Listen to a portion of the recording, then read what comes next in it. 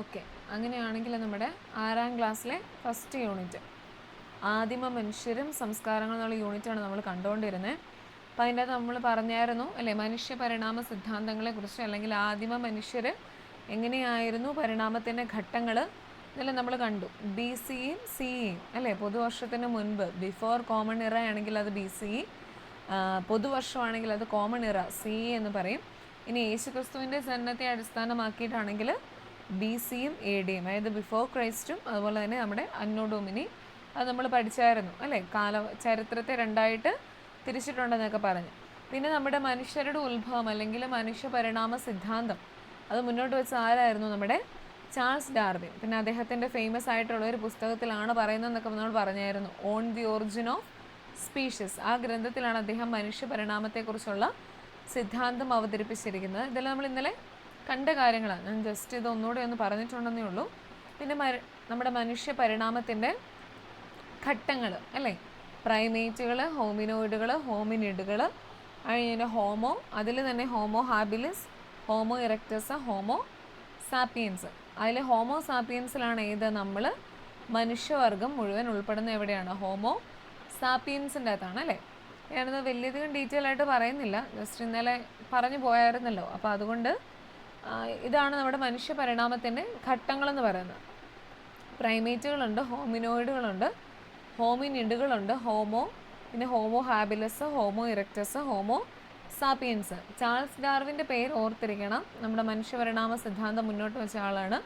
അതുപോലെ തന്നെ അദ്ദേഹത്തിൻ്റെ book on the origin of species എന്ന ഗ്രന്ഥത്തിലാണ് അദ്ദേഹം മനുഷ്യപരിണാമ സിദ്ധാന്തത്തെക്കുറിച്ച് അല്ലെങ്കിൽ മനുഷ്യപരിണാമത്തെക്കുറിച്ച് അവതരിപ്പിച്ചിരിക്കുന്ന എവിടെയാണ്, on the origin of species എന്ന ഗ്രന്ഥത്തിലാണ് അദ്ദേഹം പറഞ്ഞിരിക്കുന്നത്. അതെന്നാ പ്രസിദ്ധീകരിച്ചത്, 1859 ഈ on the origin of species എന്ന ഗ്രന്ഥം പ്രസിദ്ധീകരിച്ചത്.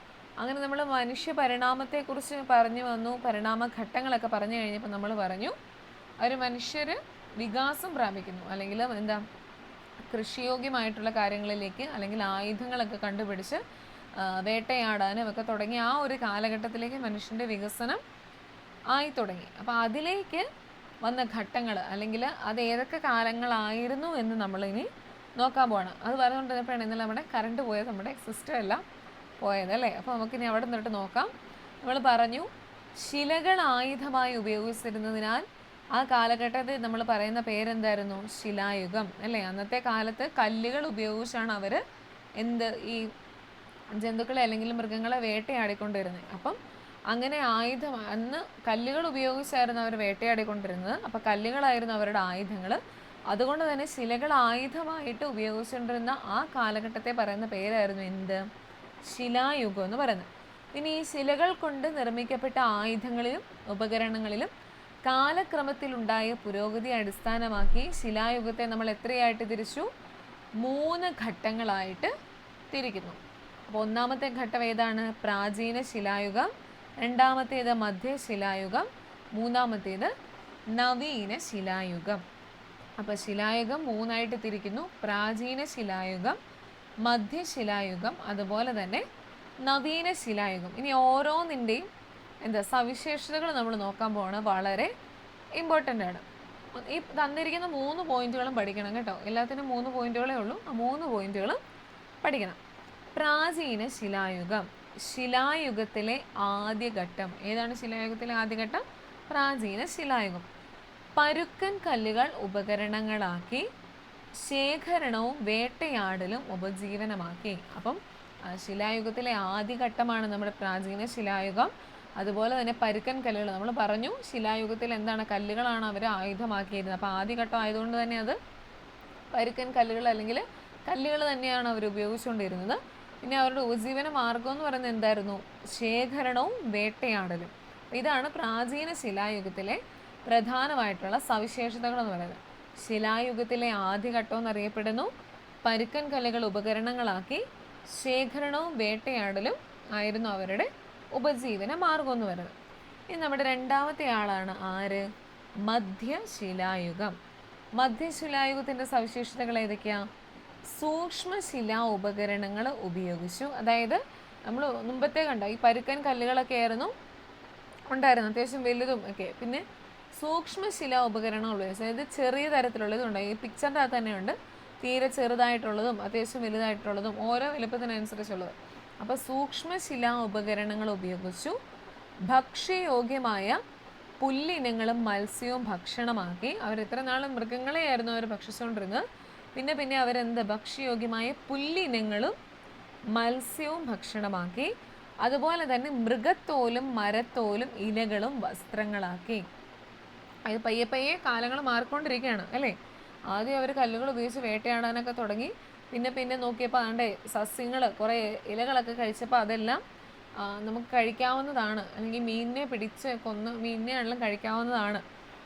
ഇവരൊന്നും പച്ചക്കല്ലേ, അന്ന് ആ തീയുടെ ഒന്നും കണ്ടുപിടുത്തം അങ്ങനെ ആയിട്ടില്ലല്ലോ. അപ്പം മീനിനെയൊക്കെ കഴിക്കാൻ പറ്റുന്നതാണ്. പിന്നെ എന്താ, വസ്ത്രങ്ങൾക്ക് ഈ മരത്തോലും മൃഗങ്ങളെ കൊന്നിട്ട് അവയുടെ തോലെടുത്ത് കൊടുത്താൽ അത് വസ്ത്രമായിട്ട് മാറി എന്നുള്ള ആ ഒരു രീതിയിലേക്ക് മാറ്റം വന്ന ഏത് കാലഘട്ടത്തിലാണ്? മധ്യശിലായുഗത്തിലാണ്. അപ്പോൾ മധ്യശിലായുഗത്തിലെ സവിശേഷതകൾ എന്ന് പറയുന്നത് ഏതാണ്? സൂക്ഷ്മശിലാ ഉപകരണങ്ങൾ ഉപയോഗിച്ചു ഭക്ഷ്യയോഗ്യമായ പുല്ലിനങ്ങളും മത്സ്യവും ഭക്ഷണമാക്കി. മൃഗത്തോലും മരത്തോലും ഇലകളും വസ്ത്രങ്ങളാക്കി. ഇതാണ് നമ്മുടെ മധ്യശിലായുഗത്തിലെ സവിശേഷതകൾ. ഇനി നമ്മുടെ മൂന്നാമത്തേതാണ് ഏത്? നവീന ശിലായുഗം. കൂടുതൽ പരിഷ്കരിക്കപ്പെട്ടതും മിനുസമുള്ളതുമായ കല്ലുപകരണങ്ങൾ ഉപയോഗിച്ചു. അവരതിനെ ഉപകരണങ്ങളാക്കി മാറ്റി. ഇത്രയും നാൾ എന്താ നമ്മൾ ഇങ്ങനെ പട്ടീനും പൂച്ചേനൊക്കെ കാണുമ്പോൾ കല്ലെടുത്തെറിയുന്നില്ല, കുഞ്ഞു കല്ല് അല്ലെങ്കിൽ അതുകൂട്ട് പരുക്കൻ കല്ലുകളൊക്കെ വെച്ചാണ് അവർ ഉപയോഗിച്ചുകൊണ്ടിരുന്നത്. ഇപ്പം അതെന്താ, ആയുധം പോലെ ഏകദേശം നമ്മുടെ കോടാലിയുടെ ഷേപ്പും ചുറ്റികയുടെ ഷേപ്പും ആ ഒരു രീതിയിലുള്ള ആയുധങ്ങളിലേക്ക് മാറിയത് എപ്പോഴാണ്? നമ്മുടെ നവീന ശിലായുഗത്തിലാണ്. അതുപോലെ തന്നെ മെയിൻ ഇമ്പോർട്ടൻ്റ് ആയ കാര്യമാണ് കൃഷി ആരംഭിച്ചു. അപ്പം കൃഷി ആരംഭിച്ചത് എപ്പോഴാണ്? നവീന ശിലായുഗത്തിലേക്ക്, ആ ഒരു കാലഘട്ടത്തിലാണ് കൃഷി ആരംഭിച്ചത്. ചക്രം കണ്ടുപിടിക്കുകയും മൺപാത്ര നിർമ്മാണം ആരംഭിക്കുകയും ചെയ്തു. അവർ പിന്നീട് ചക്രം കണ്ടുപിടിച്ചു. പിന്നീട് അത് കഴിഞ്ഞിട്ട് മൺപാത്ര നിർമ്മാണം, ആ ചക്രങ്ങളിൽ കറക്കിയല്ലേ മൺപാത്രങ്ങൾ ഉണ്ടാക്കുന്നത്. അപ്പോൾ മൺപാത്ര നിർമ്മാണവും ആരംഭിച്ചു. ഇതെല്ലാം എപ്പോഴാണ്? നവീന ശിലായുഗത്തിലേക്കാണ്. അപ്പോൾ നവീന ശിലായുഗം ആയപ്പോഴത്തേനും നമ്മുടെ ആദിമ മനുഷ്യർക്ക് കുറേ അധികം മാറ്റങ്ങൾ ഉണ്ടായിട്ടുണ്ട്. അപ്പോൾ പ്രാചീന ശിലായുഗം, മധ്യശിലായുഗം, നവീന ശിലായുഗം, ഈ മൂന്നും വളരെ ഇമ്പോർട്ടൻ്റ് ആണ്. നമ്മുടെ ശിലകൾ ആയുധമായി ഉപയോഗിച്ചുകൊണ്ടിരുന്ന കാലഘട്ടത്തെയാണ് നമ്മൾ ശിലായുഗം എന്ന് പറയുന്നത്. ആ ശിലായുഗത്തിനെ മാറ്റങ്ങൾക്കനുസരിച്ച് മൂന്നായിട്ട് തിരിച്ചിട്ടുണ്ട്: പ്രാചീന ശിലായുഗം, മധ്യശിലായുഗം, നവീന ശിലായുഗം. അതിൽ പ്രാചീന ശിലായുഗമാണ് ആദ്യഘട്ടം എന്ന് പറയുന്നത്. അവിടെ പരുക്കൻ കല്ലുകളായിരുന്നു ഉപകരണങ്ങൾ. അതുപോലെ തന്നെ വേട്ടയാടലും ശേഖരണവും ആയിരുന്നു എന്ത്, അവരുടെ ഉപജീവന മാർഗം. മധ്യശിലായുഗമാണെങ്കിലോ സൂക്ഷ്മശിലാ ഉപകരണങ്ങൾ ഉപയോഗിച്ചിരുന്നു. ഭക്ഷ്യയോഗ്യമായ പുല്ലിനങ്ങളും മത്സ്യവും ഭക്ഷണമാക്കി. അതുപോലെ തന്നെ മൃഗത്തോലും മരത്തോലും ഇലകളും ഒക്കെ ആയിരുന്നു അവരുടെ വസ്ത്രങ്ങൾ. അവ ഉപയോഗിച്ചാണ് അവർ വസ്ത്രങ്ങൾ ഉണ്ടാക്കിയിരുന്നത്. പിന്നെ മൂന്നാമത്തെ ഇതാണ് നവീന ശിലായുഗം. കൂടുതൽ പരിഷ്കരിക്കപ്പെട്ടതും മിനുസമുള്ളതുമായ കല്ലുപകരണങ്ങൾ ഉപയോഗിച്ചു കൃഷി ആരംഭിച്ചു. ചക്രം കണ്ടുപിടിക്കുകയും മൺപാത്ര നിർമ്മാണം ആരംഭിക്കുകയും ചെയ്തു. അപ്പോൾ ഇതാണ് നവീന ശിലായുഗത്തിൻ്റെ പ്രധാന സവിശേഷതകൾ. നമുക്ക് സവിശേഷതകൾ തന്നിട്ട് ഇത് ഏത് കാലഘട്ടമാണെന്ന് ചോദിക്കാം, അല്ലെങ്കിൽ കൃഷി ആരംഭിച്ചത് ഏത് കാലഘട്ടത്തിലാണ് അങ്ങനെയും ചോദിക്കാം. അപ്പോൾ അല്ലെങ്കിൽ എന്താ ആദ്യഘട്ടം, അല്ലെങ്കിൽ എന്താ നമ്മുടെ ശിലായുഗത്തിലെ ആദ്യഘട്ടം ഏതാണ്, ആ രീതിയിൽ ക്വസ്റ്റ്യൻ വരാം. അപ്പോൾ ഇതിൻ്റെ സവിശേഷതകളും ഈ മൂന്നായിട്ട് തിരിച്ചിരിക്കുന്നതിൻ്റെ പേരുകളും പഠിക്കണം. ആ മൂന്നെണ്ണത്തിൻ്റെ സവിശേഷതകൾ കിട്ടിയോ? 3, 3, 6, 3, 9 എണ്ണം ഉണ്ട്. കിട്ടിയോ മൂന്നെണ്ണത്തിൻ്റെതോ? ഓക്കെ.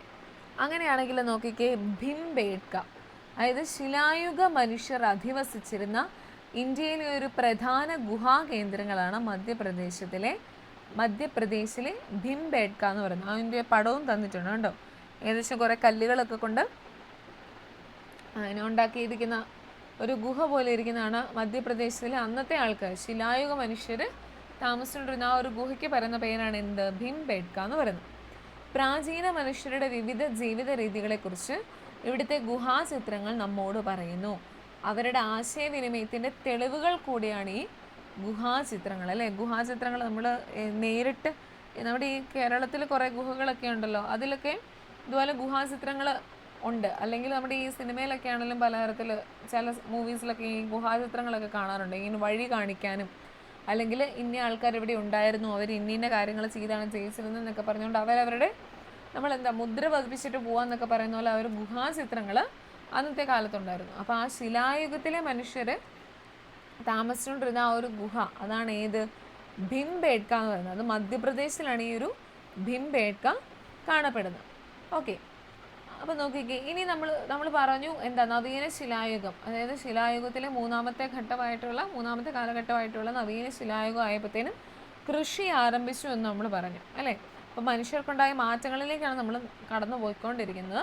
അപ്പോൾ കൃഷിയുടെ ആരംഭവും സ്ഥിരവാസവും, നോക്കിക്കേ, കൃഷിയുടെ ആരംഭം നവീന ശിലായുഗത്തിലാണെന്ന് നിങ്ങൾ കണ്ടല്ലോ അല്ലേ. നമ്മൾ പറഞ്ഞു കൃഷി ആരംഭിച്ചത് എപ്പോഴാണ്, നവീന ശിലായുഗത്തിൽ എത്തിയപ്പോഴാണ് അവർ കൃഷി ആരംഭിച്ചത്.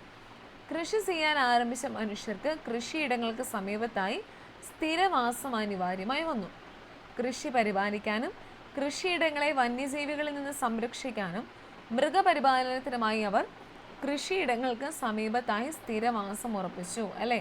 അല്ലെങ്കിൽ അവരെന്താണ്, വേട്ടയാടുന്ന സമയത്ത് എവിടെയാണോ വേട്ടയാടാൻ പോകുന്നത് അവിടെ താമസിക്കുന്നു, പിന്നെ അടുത്ത സ്ഥലത്തോട്ട് പോകുമ്പോൾ അങ്ങനെ പോയിക്കൊണ്ടിരുന്നു. പക്ഷെ കൃഷി ആരംഭിച്ചതോടെ എവിടെയാണോ കൃഷി ചെയ്യുന്നത് അവിടെ തന്നെ അവർക്ക് താമസിക്കേണ്ടതായിട്ട് വന്നു അല്ലേ. അല്ലെങ്കിൽ വേറെ മൃഗങ്ങൾ വന്ന് അതിനെ നശിപ്പിക്കാം, അല്ലെങ്കിൽ വേറെ എന്തെങ്കിലുമൊക്കെ സംഭവിക്കാം, കൃഷിക്ക് കേടുവരാം. അതുകൊണ്ട് തന്നെ കൃഷി ആരംഭിച്ച സ്ഥലത്ത് തന്നെ അവർക്ക് വീടുകൾ വെച്ച് താമസിക്കേണ്ടതായിട്ട്, അല്ലെങ്കിൽ അതിൻ്റെ അടുത്ത് തന്നെ താമസിക്കേണ്ടതായിട്ട് വന്നു. അപ്പോൾ കൃഷിയുടെ ആരംഭവും സ്ഥിരവാസവും ഏകദേശം ഒരുമിച്ചായി വന്നു. അതായത് സ്ഥിരവാസം മനുഷ്യരിൽ എന്തൊക്കെ മാറ്റങ്ങൾ ഉണ്ടാക്കിയിട്ടുണ്ട്. വാസസ്ഥലങ്ങൾ നിർമ്മിച്ചു തുടങ്ങി, കാരണം അവർ അവിടെ താമസിക്കണമെങ്കിൽ എന്താ, അതിനനുസരിച്ച് വീടുകൾ അല്ലെങ്കിൽ എന്താ കുഞ്ഞു കുഞ്ഞു കുടിലുകളെല്ലാം ഉണ്ടാക്കണം. ജനങ്ങൾ തമ്മിൽ കൂടുതൽ ഇടപഴകാൻ തുടങ്ങുകയും സംഘടിത സാമൂഹ്യ ജീവിതത്തിന് തുടക്കം കുറിക്കുകയും ചെയ്തു അല്ലേ. കൃഷി വന്നതോടെ അല്ലെങ്കിൽ സ്ഥിരവാസം വന്നതോടുകൂടി അവർ പരസ്പരം കുറേ ആൾക്കാർ തമ്മിൽ ഇടപഴകാൻ തുടങ്ങി, അല്ലെങ്കിൽ എന്താ സാമൂഹികമായിട്ടുള്ള ജീവിതത്തിന് തുടക്കം കുറിക്കാനും സാധിച്ചു. സ്ഥിരവാസ കേന്ദ്രങ്ങൾ ക്രമേണ ഗ്രാമങ്ങളായും നഗരങ്ങളായും വികാസം പ്രാപിച്ചു. അതിന് കുറച്ച് പേര് ആദ്യം ഒരാൾ അല്ലെങ്കിൽ അവരവകാശത്തിനനുസരിച്ച് വേട്ടയാടി കഴിക്കുന്നു, അങ്ങനെയൊക്കെ ആയിരുന്നു. കൃഷി ആരംഭിച്ചു കഴിഞ്ഞപ്പം അവർ കുറച്ച് പേര്, ഒരു 3 വീടുകൾ ഒരുമിച്ചുണ്ടെങ്കിൽ പിന്നീട് ഒരു 4ാമത് വന്നു കഴിഞ്ഞു, പിന്നെ ഒരു 5-6 പേരായി, പിന്നെ അങ്ങനെ വന്ന് പിന്നെ അത് ഗ്രാമമായി, പിന്നെ നഗരങ്ങളിലേക്കായിട്ട് അങ്ങനെ വ്യാപിച്ചു. അപ്പം മനുഷ്യരുടെ മാറ്റങ്ങൾ ഇങ്ങനെ നടന്നുകൊണ്ടിരിക്കുകയാണ്. നവീന ശിലായുഗം കഴിഞ്ഞതോടുകൂടി അല്ലെങ്കിൽ നവീന ശിലായുഗത്തിലേക്ക് ആയപ്പോഴാണ് മനുഷ്യർക്ക് ഇത്രയധികം മാറ്റങ്ങൾ ഉണ്ടായി തുടങ്ങിയത്. അപ്പോൾ സ്ഥിരവാസവും മാറ്റങ്ങളും, എന്തൊക്കെ മാറ്റങ്ങളുണ്ടായത്, വാസസ്ഥലങ്ങൾ നിർമ്മിച്ചു തുടങ്ങി, ജനങ്ങൾ തമ്മിൽ കൂടുതൽ ഇടപഴകാൻ തുടങ്ങുകയും സംഘടിത സാമൂഹ്യ ജീവിതത്തിന് തുടക്കം കുറിക്കുകയും ചെയ്തു. സ്ഥിരവാസ കേന്ദ്രങ്ങൾ ക്രമേണ ഗ്രാമങ്ങളായും നഗരങ്ങളായും വികാസം പ്രാപിച്ചു.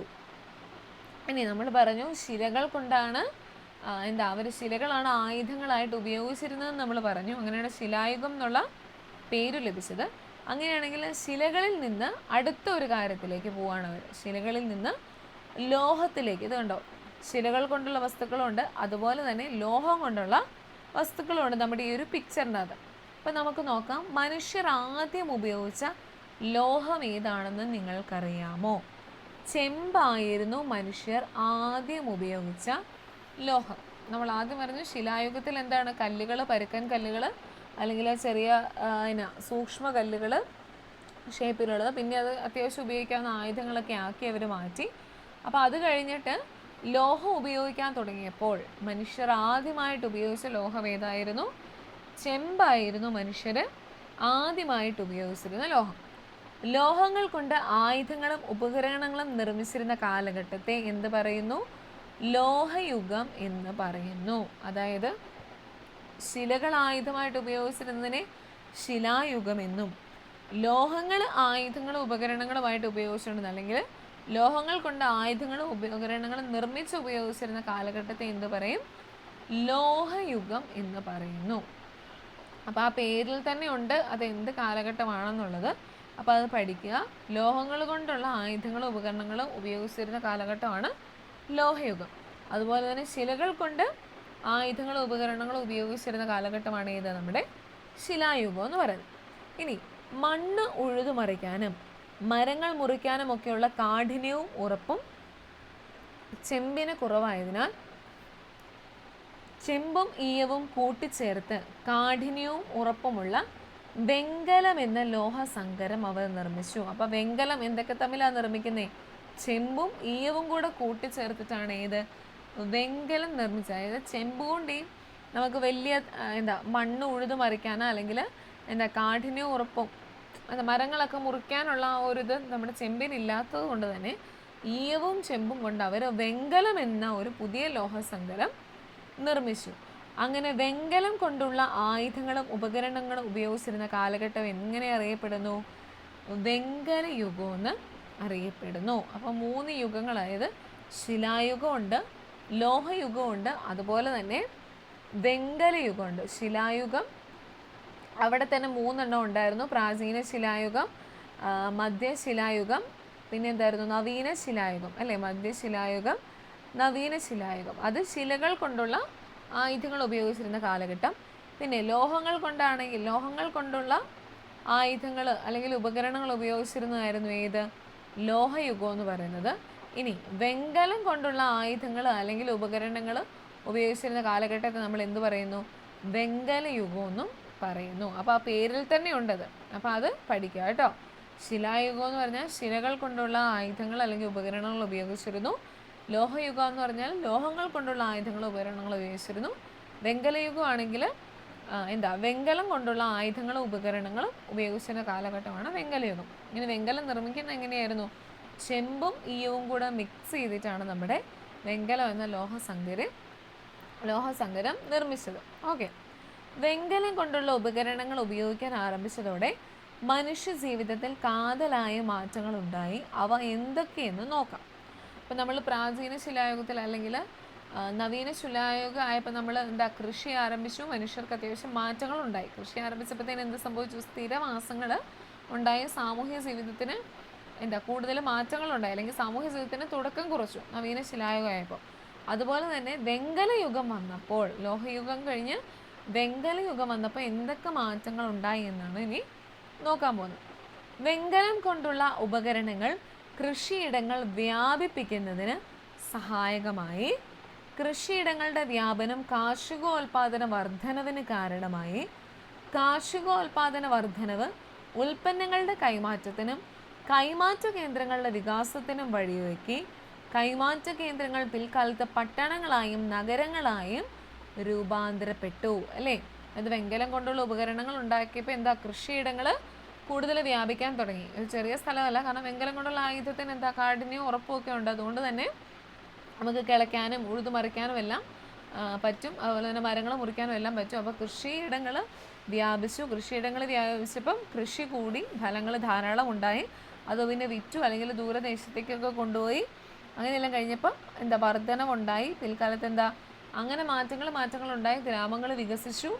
അയൽപക്ക സ്ഥലങ്ങളിലേക്കൊക്കെ പോകാൻ തുടങ്ങി. അങ്ങനെ ഗ്രാമങ്ങൾ മാറി പട്ടണങ്ങളൊക്കെ ആയിട്ട് അങ്ങനെ നഗരങ്ങളായിട്ട് രൂപാന്തരപ്പെട്ടു. അപ്പോൾ വെങ്കല യുഗം അല്ലെങ്കിൽ വെങ്കലം ഉപയോഗിച്ചുള്ള ആയുധങ്ങൾ ഉപകരണങ്ങളൊക്കെ ഉപയോഗിച്ച് തുടങ്ങിയപ്പോഴാണ് മനുഷ്യ ജീവിതത്തിന് പലതരത്തിലുള്ള മാറ്റങ്ങൾ ഉണ്ടാകാൻ തുടങ്ങിയത്. അപ്പോൾ ഇത് ജസ്റ്റ് ഒന്ന് വായിച്ച് നിങ്ങൾ മനസ്സിലാക്കിയിരുന്നാൽ മതി. വെങ്കല യുഗം ആയപ്പോഴത്തേക്കുമാണ് നമ്മുടെ ആദിമ മനുഷ്യർ ഇപ്പം നമ്മളായിരിക്കുന്ന കുറേ കാര്യങ്ങളൊക്കെ ചെയ്യുന്ന ആ ഒരു അവസ്ഥയുണ്ടല്ലോ, അതിലേക്ക് എത്തിച്ചേർന്ന് എപ്പോഴാണ്? വെങ്കല യുഗം ആയപ്പോഴാണ് അതിലേക്ക് എത്തിച്ചേർന്നത്.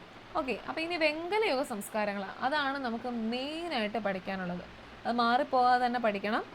ഓക്കെ. അപ്പോൾ വെങ്കല യുഗത്തിലെ സംസ്കാരങ്ങൾ 4 എണ്ണം ഉണ്ട്. അത് വളരെ ഇമ്പോർട്ടൻ്റ് എന്ന് പറഞ്ഞാൽ വളരെ ഇമ്പോർട്ടൻ്റ് ആണ്. അപ്പോൾ നമ്മൾ ശിലായുഗം പറഞ്ഞു, അതിൽ 3 എണ്ണം ഉണ്ട്. പ്രാചീന ശിലായുഗവും മധ്യശിലായുഗവും അതുപോലെ തന്നെ നവീന ശിലായുഗവും.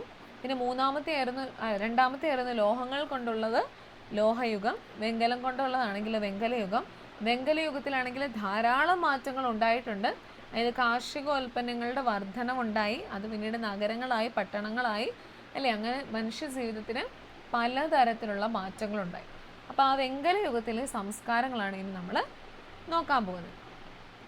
വെങ്കലയുഗത്തിൽ മനുഷ്യ ജീവിതത്തിലുണ്ടായ മാറ്റങ്ങൾ നിങ്ങൾ കണ്ടല്ലോ. ഈ മാറ്റങ്ങളുടെ ഫലമായി നഗരങ്ങൾ കേന്ദ്രീകരിച്ച് വെങ്കലയുഗത്തിൽ സംസ്കാരങ്ങൾ അല്ലെങ്കിൽ സിവിലൈസേഷൻസ് രൂപപ്പെട്ടു. അത്തരത്തിൽ രൂപപ്പെട്ട വെങ്കലയുഗ സംസ്കാരങ്ങളെ നമുക്ക് പരിചയപ്പെടാം. അപ്പോൾ വെങ്കലയുഗ സംസ്കാരങ്ങളാണ് മെസപ്പൊട്ടാമിയൻ സംസ്കാരം, ഈജിപ്ഷ്യൻ സംസ്കാരം, ചൈനീസ് സംസ്കാരം, ഹാരപ്പൻ സംസ്കാരം അല്ലെങ്കിൽ ഹരപ്പൻ സംസ്കാരം. ഓക്കെ, അപ്പോൾ വെങ്കലയുഗത്തിലെ പ്രധാനമായിട്ടുള്ള സംസ്കാരങ്ങൾ നമ്മൾ പറഞ്ഞു. വെങ്കലയുഗത്തിൽ പട്ടണങ്ങൾ, നഗരങ്ങളൊക്കെ ആയിട്ട് രൂപാന്തരപ്പെട്ടു. അപ്പോൾ ആ ഒരു നഗരങ്ങൾ കേന്ദ്രീകരിച്ച് പലതരത്തിലുള്ള സംസ്കാരങ്ങൾ രൂപപ്പെട്ടു. അതാണ് വെങ്കലയുഗ സംസ്കാരം. അത് ഏതൊക്കെയാണ്? മെസ്സപ്പൊട്ടേമിയൻ സംസ്കാരം, ഈജിപ്ഷ്യൻ സംസ്കാരം, ഹാരപ്പൻ സംസ്കാരം, ചൈനീസ് സംസ്കാരം. ഈ 4 സംസ്കാരങ്ങളും അതിൻ്റെ അകത്ത് എഴുത്തുവിദ്യകൾ അല്ലെങ്കിൽ അതിൻ്റെ സവിശേഷതകൾ വളരെ ഇമ്പോർട്ടൻ്റ് എന്ന് പറഞ്ഞാൽ വളരെ ഇമ്പോർട്ടൻ്റ് ആണ്. അപ്പോൾ നമുക്കിനി ഓരോന്നിനെയും പറ്റി പഠിക്കാം. ആദ്യം നമ്മൾ നോക്കാൻ പോകുന്നത് നമ്മുടെ മെസ്സപ്പൊട്ടേമിയൻ സംസ്കാരത്തെക്കുറിച്ചാണ്. അതിനു മുമ്പ് നോക്കിക്കേ, വെങ്കലയുഗ സംസ്കാരങ്ങളിൽ അവരുമായിട്ട് ബന്ധപ്പെട്ട കുറച്ച് നദികളുണ്ട്. നമുക്കിവിടെ ഒരു ബോക്സ് തന്നിട്ടുണ്ട്, അത് നമുക്ക് ഫില്ല് ചെയ്യാനുണ്ട്. അപ്പോൾ നിങ്ങൾ അതിന് മുമ്പ് നോക്കുക. നമ്മുടെ ഈജിപ്ഷ്യൻ സംസ്കാരം നിങ്ങൾക്ക് കാണാമല്ലോ അല്ലേ? ക്ലിയർ ആണോ? നിങ്ങൾക്ക് ഈ സംസ്കാരങ്ങളുടെ പേര് കണ്ടോ നിങ്ങൾ? ഈജിപ്ഷ്യന്, മെസ്സപ്പൊട്ടേമിയൻ, ഹാരപ്പന്, ചൈനീസ്, അത് കാണാവോ എഴുതിയിരിക്കുന്നേ? ക്ലിയർ ആണോ? ഓക്കെ, അതിൻ്റെ ഇടയ്ക്കൂടെ കുറച്ച് നദികളുടെ പേര് കിടപ്പുണ്ട്, അത് കണ്ടോ? അത് ക്ലിയർ ആണോ? എനിക്കൊന്ന് അത് കുഞ്ഞാന്ന് തോന്നുന്നു. കാണാവോ? ഓക്കെ. അങ്ങനെയാണെങ്കിൽ നോക്കിക്കേ, ഈജിപ്ഷ്യൻ സംസ്കാരത്തിലെ അവിടുത്തെ പ്രധാന നദി എന്ന് പറയുന്നത് നൈൽ നദിയാണ്. നമ്മളന്ന് പറഞ്ഞായിരുന്നു, നൈലിൻ്റെ ദാനം എന്നറിയപ്പെടുന്ന ആരാണ്? ഈജിപ്ത്. അതായത് ഈജിപ്ഷ്യൻ സംസ്കാരത്തിലുള്ള അതിലേക്കൂടെ ഒഴുകുന്ന നദിയാണ് ഏത്? നൈൽ നദി. മെസ്സപ്പൊട്ടേമിയൻ ആണെങ്കിൽ അവന് 2 നദികളുണ്ട്. അപ്പോൾ അവൻ അറിയപ്പെടുന്ന നദികൾക്കിടയിലെ പ്രദേശം തന്നെയാണ്. അത് നമ്മൾ ആ താഴോട്ട് മെസ്സപ്പൊട്ടേമിയനെ കുറിച്ച് പഠിക്കുമ്പോൾ അത് പറയും. അപ്പോൾ ഏതൊക്കെ നദികളാണ് മെസ്സപ്പൊട്ടേമിയയിലൂടെ ഉള്ളത്? യൂഫ്രട്ടീസ് നദിയും ടൈഗ്രിസ് നദിയുമാണ് നമ്മുടെ മെസ്സപ്പൊട്ടേമിയൻ സംസ്കാരത്തിലെ നദികൾ. ഇനി ഹാരപ്പൻ സംസ്കാരത്തിലാണെങ്കിൽ നമ്മുടെ സിന്ധു നദി. ചൈനീസിലെ ആണെങ്കിൽ ചൈനക്കാരുടെ ഏകദേശം പേര് പോലെ ഹൊയാങ് മഹാനദിയാണ് നമ്മുടെ ചൈനീസ് സംസ്കാരത്തിലെ പ്രധാന നദി. ഹൊയാങ് മഹാനദി കേട്ടോ. അപ്പം ഈജിപ്ഷ്യൻ സംസ്കാരമാണെങ്കിൽ നൈൽ നദി, മെസ്സപ്പൊട്ടേമിയൻ ആണെങ്കിൽ 2 എണ്ണം ഉണ്ട്, ടൈഗ്രിസും യൂഫ്രട്ടീസും. നമ്മുടെ ഹാരപ്പൻ ആണെങ്കിൽ നമ്മുടെ സിന്ധു നദിയാണ്. ചൈനീസ് ആണെങ്കിൽ എന്താ? ഹൊയാങ് മഹാനദിയാണ് ചൈനീസിലെ. ഇവിടെ ഒരു ബോക്സ് വരുന്നുണ്ട്. നോക്കി, ഈ ഭൂപടം നിരീക്ഷിച്ച് പ്രധാന വെങ്കലയുഗ സംസ്കാരങ്ങൾ വികസിച്ചു വന്ന നദീതടങ്ങൾ കണ്ടെത്തി പട്ടിക പൂർത്തിയാക്കൂ. അപ്പം മെസ്സപ്പൊട്ടേമിയൻ സംസ്കാരം ഏതൊക്കെ നദികൾക്കിടയിലായിരുന്നു? നമ്മുടെ യൂഫ്രട്ടീസും പിന്നെ ആരായിരുന്നു? ടൈഗ്രിസ് നദിക്കും ഇടയിലാണ് ഏത്? മെസ്സപ്പൊട്ടേമിയൻ സംസ്കാരം ഉടലെടുത്തത്. യൂഫ്രട്ടീസ് നദിക്കും ടൈഗ്രിസ് നദിക്കും ഇടയിലാണ് മെസ്സപ്പൊട്ടേമിയൻ സംസ്കാരം ഉടലെടുത്തത്. ഈജിപ്ത് ആണെങ്കിൽ നമ്മൾ പഠിച്ചായിരുന്നു കഴിഞ്ഞ പാഠങ്ങളിലൊക്കെ, നൈൽ നദി അല്ലേ? നൈൽ നദീതടത്തിലാണ് ഈജിപ്ഷ്യൻ സംസ്കാരം രൂപപ്പെട്ടത്. ഹാരപ്പൻ ആണെങ്കിലോ സിന്ധു നദീതടത്തിലാണ് നമ്മുടെ ഹാരപ്പൻ സംസ്കാരം രൂപപ്പെട്ടത്. ചൈനീസ് ആണെങ്കിൽ ഹൊയാങ് മഹാനദീതടത്തിലാണ് നമ്മുടെ ചൈനീസ് സംസ്കാരം രൂപപ്പെട്ടത്. അപ്പോൾ ആ നദികളുടെ പേരുകൾ പഠിക്കണം കേട്ടോ. നമ്മൾ ആ താഴോട്ട് വരുമ്പോൾ ഓരോന്നിനെ പറ്റി ഡീറ്റെയിൽ ആയിട്ട് പറയുന്നുണ്ട്. ജസ്റ്റ് അതിന് മുമ്പ് ആ ഒരു മാപ്പ് നമുക്ക് തന്നിരിക്കുന്നതുകൊണ്ട് തന്നെ അത് ഏതൊക്കെ നദികൾക്കിടയിലുള്ളതാണ് നമ്മളത് പഠിക്കണം. ഓക്കെ, അപ്പം മെസ്സപ്പൊട്ടേമിയൻ ആണെങ്കിൽ അവന് 2 എണ്ണം ഉണ്ട്. യൂഫ്രട്ടീസിൻ്റെതും ടൈഗ്രിസിൻ്റെ ഇടയിലാണ് മെസ്സപ്പൊട്ടേമിയൻ സംസ്കാരം. ഈജിപ്ഷ്യൻ ആണെങ്കിൽ നൈൽ നദി, ഹാരപ്പൻ ആണെങ്കിൽ സിന്ധു നദീതടത്തിൽ, ചൈനീസ് ആണെങ്കിൽ ഹൊയാങ് മഹാനദിയിൽ. അപ്പോൾ നമുക്ക് നോക്കാം, വെങ്കലയുഗ സംസ്കാരങ്ങൾ നദീതടങ്ങളിൽ രൂപപ്പെട്ടത് എന്തുകൊണ്ടായിരിക്കും? ഫലപുഷ്ടമായ മണ്ണ്, ജലലഭ്യത, അനുകൂല കാലാവസ്ഥ അല്ലേ? നമ്മൾ പറയും വെള്ളം അടുത്തുണ്ടെങ്കിൽ നല്ല കൃഷി അല്ലേ? മണ്ണിൽ കൃഷി ഇറക്കാൻ നല്ലതാണ്, കാരണം വെള്ളം നമുക്ക് ആവശ്യമാണ്. അപ്പം ഈ കായലിൻ്റെ സൈഡിൽ അല്ലെങ്കിൽ തോടുകൾ, കിണറുകളൊക്കെ ഉള്ള ആ ഒരു പ്രദേശത്താണെങ്കിൽ നന്നായിട്ട് കൃഷിക്ക് അനുയോജ്യമായിട്ടുള്ള കാര്യങ്ങൾ കിട്ടും. വെള്ളം നന്നായിട്ട് ലഭിക്കും. അതുപോലെ തന്നെ മണ്ണ് നല്ല വളക്കൂറുള്ള മണ്ണായിരിക്കും അല്ലേ? അപ്പോൾ അതൊക്കെയാണ് ഇവിടെയും പറഞ്ഞിരിക്കുന്നത്. എന്തുകൊണ്ട് നദീതടങ്ങളിൽ ഈ സംസ്കാരങ്ങൾ രൂപപ്പെട്ടു? ഫലപുഷ്ടമായ മണ്ണാണ് അവിടുത്തേത്, ജലലഭ്യത, അതുപോലെ തന്നെ അനുകൂലമായിട്ടുള്ള കാലാവസ്ഥ. ചിലപ്പോൾ ഇങ്ങനെയും ചോദിക്കാം, അതായത് വെങ്കലയുഗ സംസ്കാരങ്ങൾ എന്തുകൊണ്ട് നദീതടങ്ങളിൽ രൂപപ്പെട്ടു എന്നതിന് ശരിയായിട്ടുള്ള കാരണമല്ലാത്തത്, അല്ലെങ്കിൽ കുറേ തെറ്റായിട്ടുള്ളത് തന്നിട്ട് 3 എണ്ണം തെറ്റായിട്ടുള്ളത് തന്നിട്ട് ഇതിലേതാണ് ശരിയായ കാരണം, അങ്ങനെ വേണമെങ്കിലും ചോദിക്കാം. അതുകൊണ്ട് സോഷ്യലായതുകൊണ്ട് കൂടുതലും സ്റ്റേറ്റ്മെൻറ്റ് ടൈപ്പ് ക്വസ്റ്റ്യൻസ് ആയിരിക്കുമല്ലോ കൂടുതലും വരിക. അപ്പോൾ ഏത് രീതിയിൽ വേണമെങ്കിലും ചോദിക്കാം. അപ്പോൾ അത് നന്നായിട്ട് വായിച്ച് മനസ്സിലാക്കി ഇരിക്കാം കേട്ടോ. അങ്ങനെയാണ് നമുക്ക് ഓരോരുത്തരെ പറ്റി പഠിക്കാം. നമ്മുടെ ഒന്നാമത്തെ ആളാണ് മെസ്സൊപ്പൊട്ടേമിയൻ സംസ്കാരം. നമ്മൾ പറഞ്ഞു ഏതൊക്കെ നദികൾക്കിടയിലായിരുന്നു? നമ്മുടെ യൂഫ്രട്ടീസ് ടൈഗ്രിസ് നദികൾക്കിടയിലായിരുന്നു ആര്? മെസ്സൊപ്പൊട്ടേമിയൻ സംസ്കാരം. അപ്പം നിങ്ങൾ ഹെഡിങ് എഴുതി വെക്കുക, മെസ്സൊപ്പൊട്ടേമിയൻ സംസ്കാരം. മെസ്സൊപ്പൊട്ടേമിയ എന്ന വാക്കിൻ്റെ അർത്ഥം നദികൾക്കിടയിലെ പ്രദേശം എന്നാണ്. അല്ലെങ്കിൽ ഇപ്പോൾ ക്വസ്റ്റ്യന് 2 നദികൾക്കിടയിലെ പ്രദേശം ചോദിച്ചാലും ഏത് തന്നെയാണ്? നമ്മുടെ മെസ്സൊപ്പൊട്ടേമിയ കേട്ടോ. ഏതൊക്കെ നദിയുടെ ഇടയ്ക്കാണ്?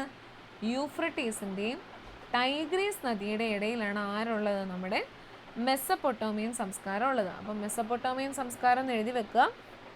ആ വാക്കിൻ്റെ അർത്ഥം എന്താണ്? നദികൾക്കിടയിലെ പ്രദേശം. ഏതൊക്കെ നദികളാണ്? യൂഫ്രട്ടീസും ടൈഗ്രിസും. അപ്പോൾ യൂഫ്രട്ടീസ് നദിയുടെയും ടൈഗ്രിസ് നദിയുടെയും ഇടയിലാണ് ഏത്? നമ്മുടെ മെസ്സൊപ്പൊട്ടേമിയൻ സംസ്കാരം രൂപം പ്രാപിച്ചത്, അല്ലെങ്കിൽ മെസ്സൊപ്പൊട്ടേമിയൻ സംസ്കാരം വളർന്നു വന്നത് യൂഫ്രട്ടീസ് ടൈഗ്രീസ് എന്നീ നദികൾക്കിടയിലാണ്.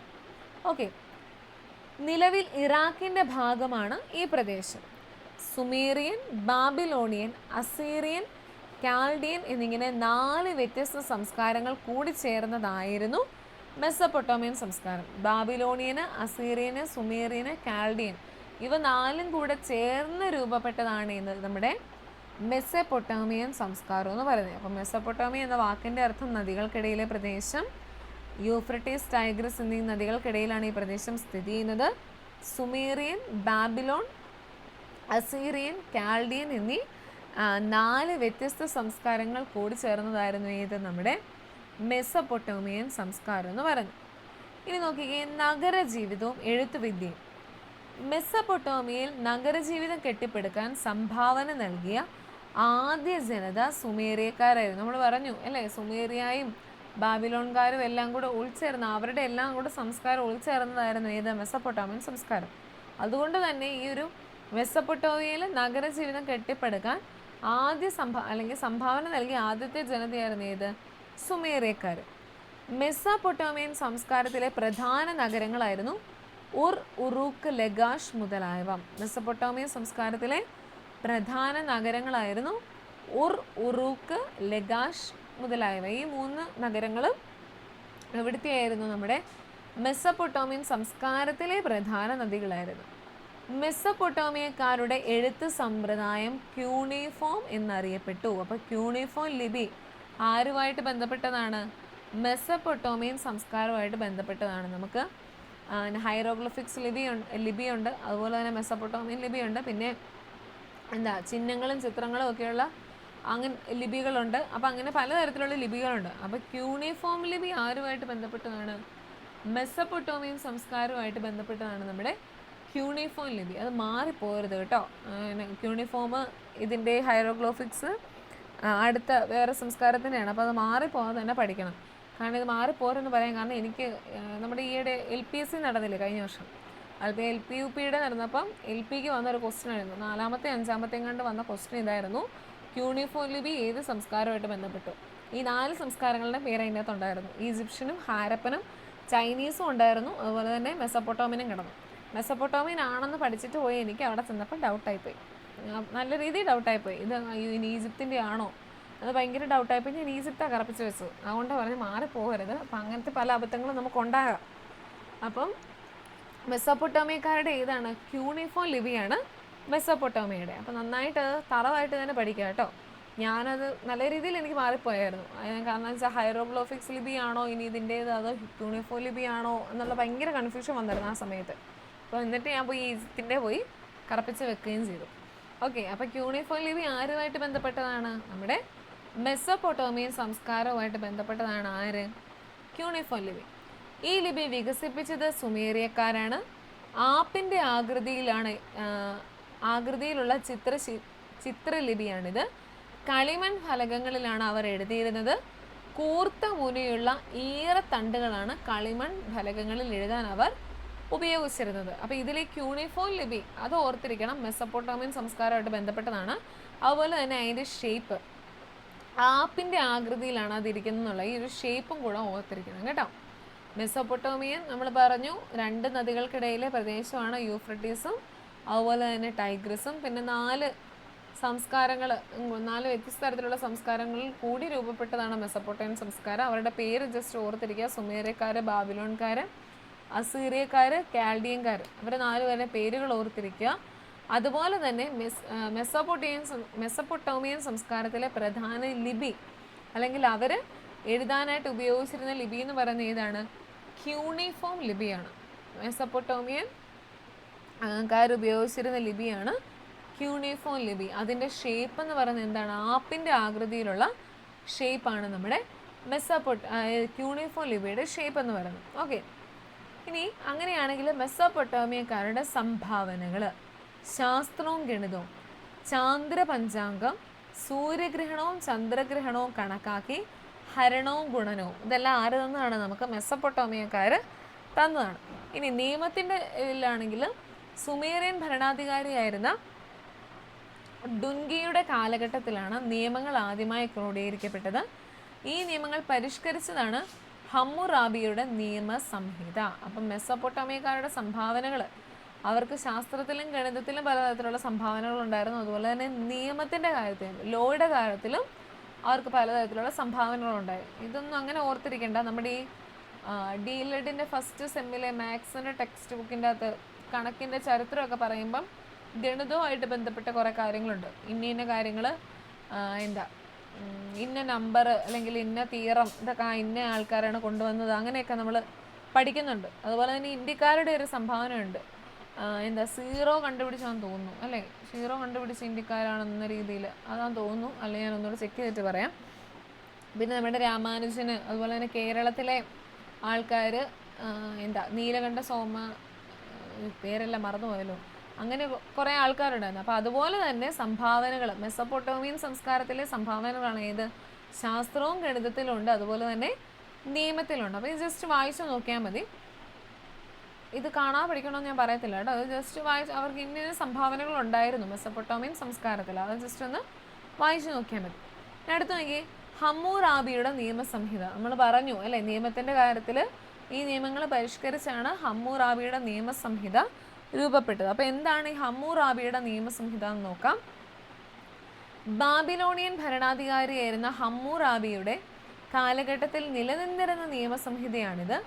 ലോകത്ത് എഴുതപ്പെട്ടതിൽ ഏറ്റവും പഴക്കമേറിയ നിയമസംഹിതയായി ഇത് അറിയപ്പെടുന്നു. അപ്പോൾ എഴുതപ്പെട്ടതിൽ ഏറ്റവും പഴക്കമേറിയിട്ടുള്ള നിയമസംഹിത ആരുടേതാണ്? ഹമ്മുറാബിയുടെ നിയമസംഹിതയാണ് കേട്ടോ. കണ്ണിന് കണ്ണ്, പല്ലിന് പല്ല് എന്ന ശിക്ഷാരീതി ഈ നിയമസംഹിതയിൽ നിന്നുള്ളതാണ് അല്ലേ? കണ്ണിന് കണ്ണ്, പല്ലിന് പല്ല് എന്ന ശിക്ഷാരീതി ഈ നിയമസംഹിതയിൽ നിന്നുള്ളതാണ്. ഓക്കെ, അപ്പോൾ ഹമ്മുറാബിയുടെ നിയമസംഹിത എന്ന് പറയുന്നത് എഴുതപ്പെട്ടതിൽ ഏറ്റവും പഴക്കമേറിയ നിയമസംഹിതയാണ് നമ്മുടെ ഹമ്മുറാബിയുടെ നിയമസംഹിത എന്ന് പറയുന്നത്. ഇനിയുള്ളതാണ് നമ്മുടെ സിഗൂറാത്തുകൾ. മെസ്സപ്പൊട്ടോമിയക്കാരുടെ ആരാധനാലയങ്ങൾ സിഗൂറാത്തുകൾ എന്നാണ് അറിയപ്പെട്ടിരുന്നത്. അപ്പം മെസ്സപ്പൊട്ടോമിയക്കാരുടെ ആരാധനാലയങ്ങൾക്ക് പറയുന്ന പേരെന്താണ്? സിഗൂറാത്തുകൾ എന്നാണ് അവയുടെ പേര്. പ്രധാനമായും നഗരങ്ങളിലാണ് ഈ ആരാധനാലയങ്ങൾ പണിതിരുന്നത്. ഇഷ്ടികകൾ ഉപയോഗിച്ചാണ് ഇവ നിർമ്മിച്ചത്. ഊർ നഗരത്തിലെ സിഗൂറാത്ത് ഇന്നും സംരക്ഷിക്കപ്പെടുന്നു. അപ്പോൾ ഇന്നും അവശേഷിക്കുന്ന ഒരു സിഗൂറാത്ത് എന്ന് പറയുന്നത് ഊർ നഗരത്തിലുള്ളതാണ്. ഊർ നഗരത്തിലെ സിഗൂറാത്ത് ഇപ്പോഴും ഉണ്ട് എന്നാണ് പറയപ്പെടുന്നത്. അപ്പോൾ മെസ്സപ്പൊട്ടോമിയൻ സംസ്കാരത്തിലെ അവശേഷിക്കുന്ന ഒന്നാണ് എന്ത്? സിഗൂറാത്തുകൾ. അതും ഊർ നഗരത്തിലാണ് ഇപ്പോൾ ഒരു സിഗൂറാത്ത് നിലവിലുള്ളത്. അപ്പോൾ ഈ അവശിഷ്ടങ്ങളെന്നല്ല, പണ്ടത്തെ കാലത്തുണ്ടായിരുന്ന ആ ഒരു ഈ സംസ്കാരങ്ങൾക്കെല്ലാം തിരിശേഷിപ്പ് എന്നൊക്കെ നമ്മൾ പറയത്തില്ലേ, അവർ ശേഷിപ്പിച്ചിട്ട് പോയ കുറച്ച് കാര്യങ്ങൾ ഇപ്പോഴും, പക്ഷേ പല കാര്യങ്ങളും അങ്ങനെ ഇടിഞ്ഞു പൊളിഞ്ഞും അല്ലെങ്കിൽ മണ്ണോട് മണ്ണായി ചേർന്ന കുറേ കാര്യങ്ങളുണ്ട്. എന്നാലും ഇപ്പോഴും നിലനിൽക്കുന്ന കുറച്ച് അവശിഷ്ടങ്ങളും കാര്യങ്ങളും ഒക്കെ ഉണ്ട്. അപ്പോൾ ആ ഒരു എക്സാമ്പിൾസ് നിങ്ങൾ ഓർത്തിരിക്കണം കേട്ടോ. മെസ്സപ്പൊട്ടോമിയയുടേതാണെങ്കിൽ എന്താണ്? സിഗൂറാത്തുകൾ. അത് മാത്സ് ഫോളോയിങ് ആയിട്ടോ അല്ലെങ്കിൽ പേരായിട്ട് തന്നിട്ട് അടുത്തതിൻ്റെ പേര് എഴുതാൻ അങ്ങനെയും ക്വസ്റ്റ്യൻസ് നമുക്ക് ചോദിക്കാറുണ്ടല്ലോ. അപ്പം സിഗൂറാത്തുകൾ എവിടെയുള്ളതാണ്? നമ്മുടെ മെസ്സപ്പൊട്ടോമിയൻ സംസ്കാരവുമായിട്ട് ബന്ധപ്പെട്ടതാണ്. അപ്പോൾ ഓക്കെ, ഇത്രയാണ് നമ്മുടെ മെസ്സപ്പൊട്ടോമിയയായിട്ട് ബന്ധപ്പെട്ട കാര്യങ്ങൾ. അതായത് എന്തൊക്കെ കാര്യങ്ങളുണ്ട്? മെസ്സപ്പൊട്ടോമിയ എന്ന വാക്കിൻ്റെ അർത്ഥം നദികൾക്കിടയിലെ പ്രദേശം. അതായത് 2 നദികളുണ്ട്, യൂഫ്രട്ടീസും ടൈഗ്രിസും. മെസ്സപ്പൊട്ടോമിയൻ സംസ്കാരത്തിലെ പ്രധാന ലിപി എന്ന് പറയുന്നത് എന്താണ്? ക്യൂണിഫോം ലിപിയാണ്. അതിൻ്റെ ഷേപ്പ് അല്ലെങ്കിൽ അതിൻ്റെ ആകൃതി എന്ന് പറയുന്നത് ആപ്പിൻ്റെ ആകൃതിയാണ്. പിന്നെ അവിടുത്തെ ഏറ്റവും പഴക്കമേറിയ അല്ലെങ്കിൽ എഴുതപ്പെട്ടതിൽ ഏറ്റവും പഴക്കമേറിയ നിയമസംഹിത എന്ന് പറയുന്ന എന്താണ്? ഹമ്മുറാബിയുടെ നിയമസംഹിതയാണ്. അതുപോലെ തന്നെ മെസ്സപ്പൊട്ടാമിയക്കാരുടെ ആരാധനാലയങ്ങൾ അറിയപ്പെട്ടിരുന്നത് എന്താണ്? സിഗൂറാത്തുകൾ എന്നാണ് അറിയപ്പെട്ടിരുന്നത്. അപ്പോൾ ഇത്രയാണ് മെസ്സപ്പൊട്ടാമിയൻ സംസ്കാരവുമായിട്ട് ബന്ധപ്പെട്ട കുറച്ച് കാര്യങ്ങൾ. പിന്നെ ഈ ഒരു പേരുകൾ, അതായത് സുമേറിയൻ, ബാബിലോണിയൻ, അസീറിയൻ, കാൾഡിയൻ എന്നിങ്ങനെ 4 വ്യത്യസ്ത സംസ്കാരങ്ങൾ കൂടി ചേർന്നതായിരുന്നു മെസ്സപ്പൊട്ടാമിയൻ സംസ്കാരം. ആ ഒരു പേരുകളും കൂടെ പഠിക്കാൻ പറ്റുമെങ്കിൽ പഠിക്കുക കേട്ടോ. ആ പേരുകളെ 4 സംസ്കാരങ്ങളും കൂടി രൂപപ്പെട്ടതാണല്ലോ നമ്മുടെ മെസ്സപ്പൊട്ടാമിയൻ സംസ്കാരം. അപ്പോൾ ആ ഒരു 4 പേരുകളും കൂടെ പഠിക്കാൻ ഓർക്കുക. പിന്നെ നമ്മൾ പറഞ്ഞു മെസ്സപ്പൊട്ടാമിയൻ സംസ്കാരത്തിലെ പ്രധാന നഗരങ്ങളായിരുന്നു ഉർ, ഉറൂക്ക്, ലഗാഷ്. അതിൽ ഉറിലാണ് നമ്മുടെ സിഗൂറാത്തുകൾ സംരക്ഷിക്കപ്പെടുന്നത്. അപ്പോൾ ഇത്രയും കാര്യങ്ങളാണ് നമ്മുടെ മെസ്സപ്പൊട്ടാമിയൻ സംസ്കാരവുമായിട്ട് ബന്ധപ്പെട്ട കാര്യങ്ങൾ. കിട്ടിയോ മെസ്സപ്പൊട്ടാമിയൻ്റെ? ഓക്കെ ആണോ മെസ്സപ്പൊട്ടാമിയൻ്റെ കാര്യങ്ങൾ? എന്തെങ്കിലും ഡൗട്ട് ഉണ്ടോ അതിൻ്റെ അകത്ത്? ഓക്കെ ആണോ? ഓക്കെ. അങ്ങനെയാണ് നമ്മുടെ രണ്ടാമത്തെ ആളെ പറ്റി നമുക്ക് നോക്കാം. ഈജിപ്ഷ്യൻ സംസ്കാരം. നമ്മൾ രണ്ടാമത്തെ ആളെ പറ്റി നോക്കുവാണ്. ഈജിപ്ഷ്യൻ സംസ്കാരം. ഈജിപ്ഷ്യൻ സംസ്കാരം നിലനിന്ന പ്രദേശം കണ്ടെത്തും എന്നൊക്കെ പറയുന്നത് നമുക്ക് അത് നോക്കണ്ട. നൈൽ നദീതടത്തിലാണ് ഈജിപ്ഷ്യൻ സംസ്കാരം നിലനിന്നിരുന്നത്. ഈജിപ്ഷ്യൻ സംസ്കാരത്തിലെ പ്രധാന നഗരം കെയ്റോ ആയിരുന്നു. അപ്പോൾ ഈജിപ്തിലെ പ്രധാന നഗരം എന്ന് പറയുന്നത് ഏതാണ്? കെയ്റോ ആയിരുന്നു. നൈലിൻ്റെ ദാനം നമ്മൾ കഴിഞ്ഞ ക്ലാസ്സിൽ പറഞ്ഞായിരുന്നു. നൈലിൻ്റെ ദാനം എന്നറിയപ്പെടുന്ന ഏതാണ്? നമ്മുടെ ഈജിപ്താണ് നൈലിൻ്റെ ദാനം എന്നറിയപ്പെടുന്നത്. കാരണം നൈൽ നദീതടത്തിലാണ് നമ്മുടെ ഈജിപ്ഷ്യൻ സംസ്കാരം രൂപപ്പെട്ടത്, അല്ലേ? അപ്പം നൈൽ നദീതടത്തിലാണ് ഈജിപ്ഷ്യൻ സംസ്കാരം നിലനിന്നിരുന്നത്. ഈജിപ്ഷ്യൻ സംസ്കാരത്തിലെ പ്രധാന നഗരം കെയ്റോ ആയിരുന്നു. മെസ്സപ്പൊട്ടാമിയക്കാർക്ക് 3 എണ്ണം ഉണ്ടായിരുന്നു, അല്ലേ? ഉർ, പിന്നെ കൂട്ടി തന്നെയുള്ള നമ്മുടെ ഉറൂക്ക്, ലഗാഷ്. ഉറൂക്ക്, ലഗാഷ്, അങ്ങനെ 3 എണ്ണം ഉണ്ടായിരുന്നു. പക്ഷെ നമ്മുടെ ഈജിപ്ഷ്യൻ സംസ്കാരത്തിന് കെയ്റോ മാത്രമേ ഉള്ളൂ. പ്രധാന നഗരം കെയ്റോ ആയിരുന്നു കേട്ടോ. ഈജിപ്തിലെ രാജാക്കന്മാർ ഫറവോ എന്ന പേരിലാണ് അറിയപ്പെട്ടിരുന്നത്.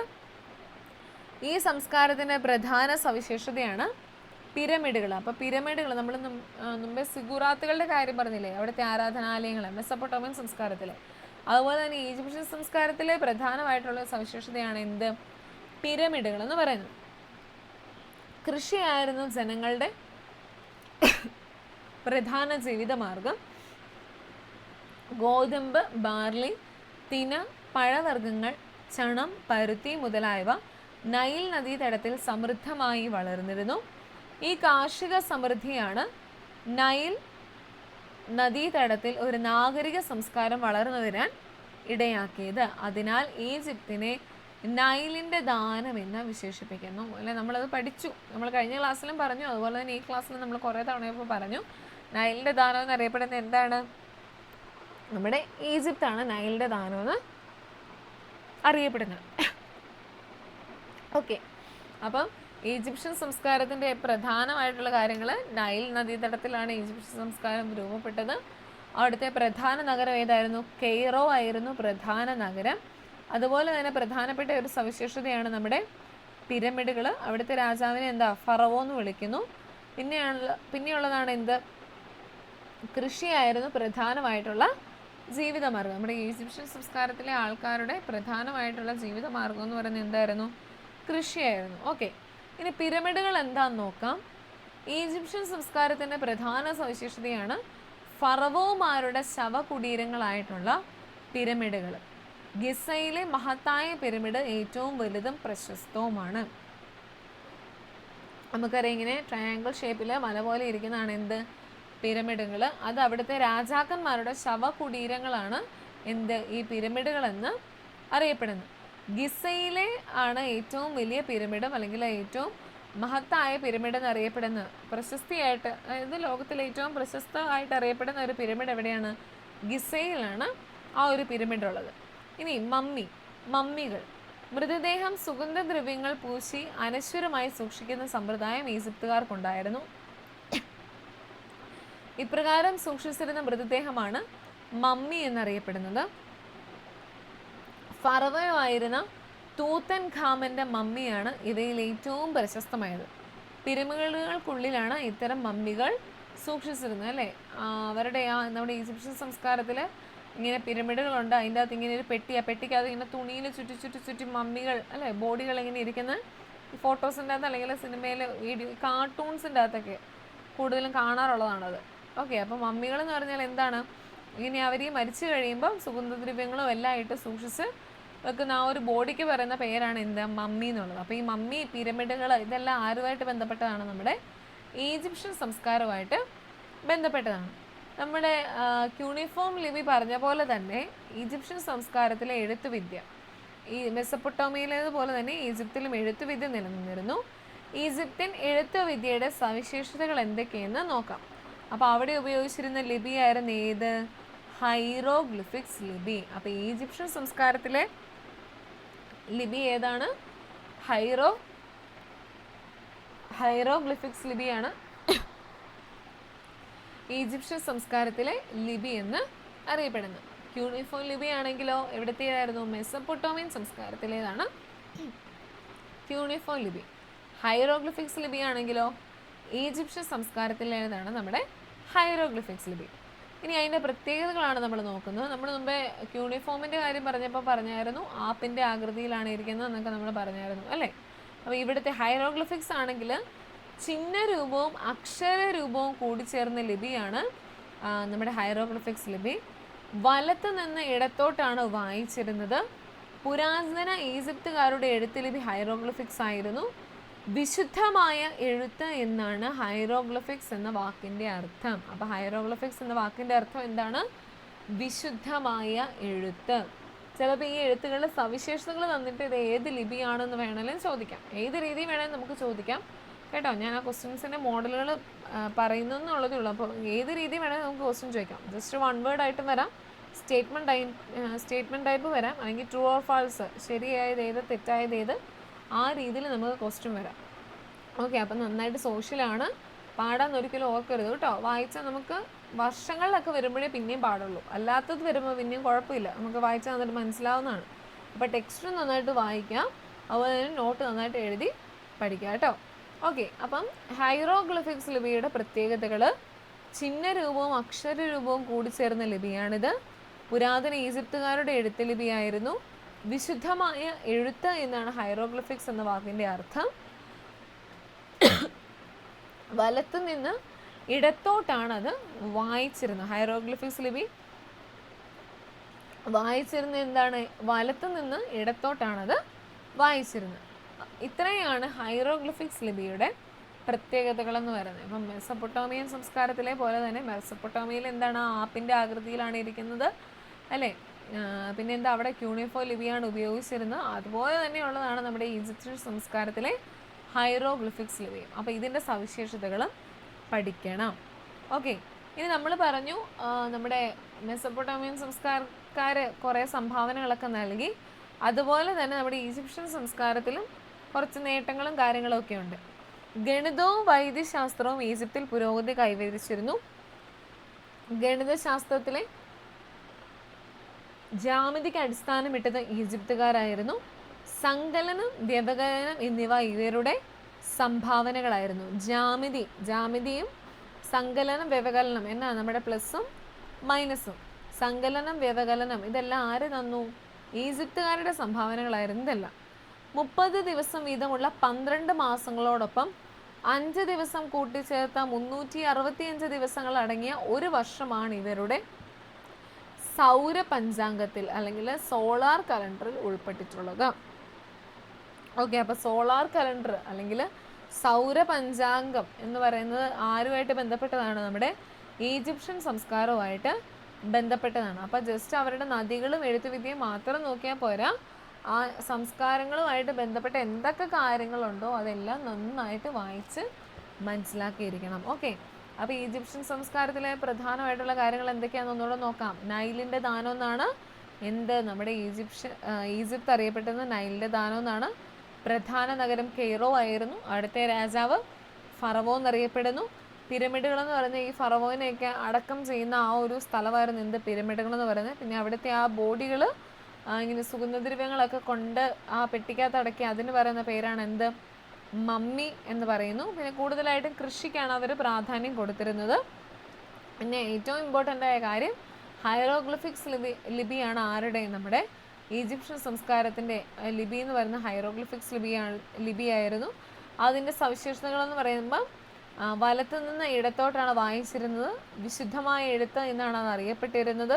പിന്നെ ചിഹ്നങ്ങളും അക്ഷരങ്ങളും ഒക്കെ കൂടിച്ചേർന്ന ഒരു ലിപിയായിരുന്നു ഏത്, നമ്മുടെ ഹൈറോഗ്ലിഫിക്സ് ലിപി എന്ന് പറയുന്നത്. പിന്നെ അതുപോലെ തന്നെ സങ്കലനം, വ്യവകലനം, പിന്നെ സോളാർ കലണ്ടർ, പിന്നെ നമ്മുടെ ജാമിതി, ഇതെല്ലാം ആരുടെ സംഭാവനകളായിരുന്നു, നമ്മുടെ ഈജിപ്ഷ്യൻ സംസ്കാരത്തിൻ്റെ സംഭാവനകളായിരുന്നു. അപ്പോൾ രണ്ടാമത്തെ ആളെ പറ്റി കിട്ടിയോ, നമ്മുടെ ഈജിപ്ഷ്യൻ സംസ്കാരത്തെക്കുറിച്ച് കിട്ടിയോ?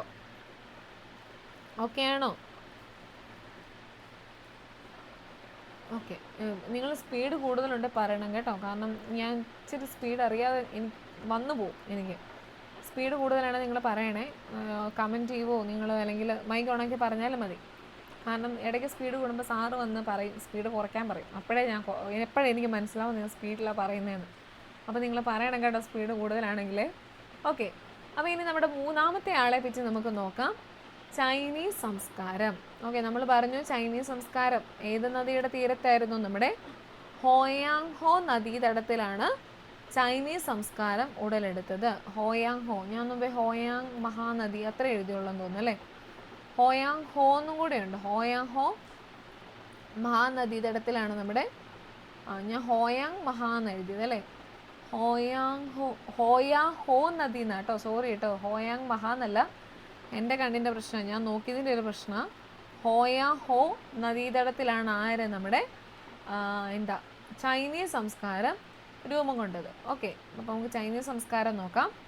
അത് നിങ്ങൾ മഹാന്ന് എഴുതിയെങ്കിൽ അത് വെട്ടിയേക്കണേ ഹോ എന്നാട്ടോ, എൻ്റെ കണ്ണിൻ്റെ പ്രശ്നം, ഞാൻ അങ്ങനെയാണ് പെട്ടെന്ന് വായിച്ചേ. അപ്പോൾ ഹോയാ ഹോ നദീതടത്തിലാണ് ഏത്, ചൈനീസ് സംസ്കാരം ഉടലെടുത്തത്. കൃഷിയായിരുന്നു ഈ സംസ്കാരത്തിൻ്റെയും അടിത്തറ. നമ്മുടെ ഈജിപ്തുകാരെ പോലെ തന്നെ ഇവർക്കും കൃഷിയായിരുന്നു ഉപജീവന മാർഗം എന്നൊക്കെ പറയുന്നത്. കൂടാതെ നെയ്ത്ത്, മൺപാത്ര നിർമ്മാണം, പട്ടുവസ്ത്ര നിർമ്മാണം എന്നിവയിലും അവർ വിദഗ്ധരായിരുന്നു. മികവുറ്റ വെങ്കല ശില്പങ്ങൾ അവർ നിർമ്മിച്ചിരുന്നു. അപ്പം ഹോയാങ് ഹോ നദീതടത്തിലാണ് ചൈനീസ് സംസ്കാരം ഉടലെടുത്തത്. കൃഷിയായിരുന്നു ഇവരുടെ മെയിൻ പരിപാടി, അല്ലെങ്കിൽ കൃഷിയായിരുന്നു ഈ സംസ്കാരത്തിൻ്റെ അടിത്തറ എന്നറിയപ്പെടുന്നത്. ഇവിടെയുണ്ട് എഴുത്ത് സമ്പ്രദായം. നമുക്ക് നോക്കാം. ചൈനീസ് ലിപി കണ്ടോ, കുറേ മനുഷ്യർ ഇങ്ങനെ ഇരിക്കുന്നു, നിൽക്കുന്നു, അങ്ങനെയൊക്കെ ഉണ്ട്. പിന്നെ കുറേ എന്തൊക്കെയോ ഫോട്ടോസൊക്കെ പോലെ അതിരിക്കുന്നത്. അപ്പം ചൈനക്കാരുടെ ഇടയിൽ പുരാതന കാലം മുതൽ തന്നെ എഴുത്ത് സമ്പ്രദായം നിലവിലുണ്ടായിരുന്നു. അക്ഷരങ്ങൾക്ക് പകരം ചിത്രങ്ങൾ ഉപയോഗിക്കുന്ന ചിത്രലിപിയായിരുന്നു പ്രചാരത്തിലുണ്ടായിരുന്നത്. നമ്മുടെ മെസ്സപ്പൊട്ടോമിയയുടെ ക്യൂണിക്സ് ലിപിയും ഈജിപ്തിൻ്റെ ഹൈറോഗ്ലിഫിക്സ് ലിപിയാണെങ്കിൽ നമ്മുടെ ചൈനീസിൻ്റെ എന്താണ്, ചിത്രലിപിയായിരുന്നു ചൈനീസുകാരുടെ ലിപി എന്ന് പറയുന്നത്. അല്ലെങ്കിൽ ചൈനീസ് സംസ്കാരത്തിൻ്റെ ലിപി എന്നറിയപ്പെടുന്ന എന്തായിരുന്നു, ചിത്രലിപിയായിരുന്നു ചൈനീസ് സംസ്കാരത്തിൻ്റെ. അക്ഷരങ്ങൾക്ക് പകരം ചിത്രങ്ങൾ ഉപയോഗിച്ചിരുന്നതായിരുന്നു ഏത്, ചിത്രലിപി എന്ന് പറയുന്നത്. അത് ഏത് സംസ്കാരത്തിൻ്റെയാ, ചൈനീസ് സംസ്കാരത്തിൻ്റെ ലിപിയായിരുന്നു ചിത്രലിപി. പ്രചാരത്തിലുണ്ടായിരുന്നത് കാലക്രമത്തിൽ അവർ ചിത്രങ്ങൾക്ക് പകരം ചിഹ്നങ്ങളെ രൂപപ്പെടുത്തി. മാറ്റങ്ങളോടെ ആ ലിപി ഇന്നും ചൈനയിൽ നിലനിൽക്കുന്നു. അപ്പോൾ ചൈനീസ് സംസ്കാരം ഉടലെടുത്തത് ഹൊയാങ് ഹോ നദീതടത്തിലാണ്. അതുപോലെ തന്നെ അവർ ഉപയോഗിക്കുന്ന ലിപി എന്ന് പറയുന്നത് ചിത്രലിപിയാണ് നമ്മുടെ ചൈനീസ് സംസ്കാരത്തിലുള്ളവർ ഉപയോഗിക്കുന്നത്. ഇവിടെ എഴുത്ത് രീതിയുടെ പ്രത്യേകതകൾ, അല്ലെങ്കിൽ ഏതൊക്കെ എഴുത്ത് രീതികളാണ് ലിപി ഉപയോഗിച്ചിരുന്നത് ചോദിച്ചിട്ടുണ്ട്. മെസ്സപ്പൊട്ടോമിയ ഏത് ലിപിയായിരുന്നു, നമ്മുടെ ക്യൂണിഫോം ലിപിയായിരുന്നു. അതിൻ്റെ പ്രത്യേകതകൾ നമ്മൾ പറഞ്ഞു, ആപ്പിൻ്റെ ഷേപ്പിലാണ് ഇരിക്കുന്നതെന്നൊക്കെ നമ്മൾ പറഞ്ഞു. അത് നിങ്ങൾ വായിച്ച് തന്നെ പഠിക്കുക. ഈജിപ്ത് ആണെങ്കിലോ ഹൈറോഗ്ലിഫിക്സ് ലിപിയായിരുന്നു അല്ലേ, ഹൈറോഗ്ലിഫിക്സ് ലിപിയായിരുന്നു. അതിൻ്റെ പ്രത്യേകതകൾ വലത്തുനിന്ന് ഇടത്തോട്ടാണ് വായിക്കുന്നത്. വിശുദ്ധമായ ലിപി എന്നൊക്കെ അറിയപ്പെടുന്നു, അല്ല വിശുദ്ധമായ എഴുത്ത് എന്നറിയപ്പെടുന്നു.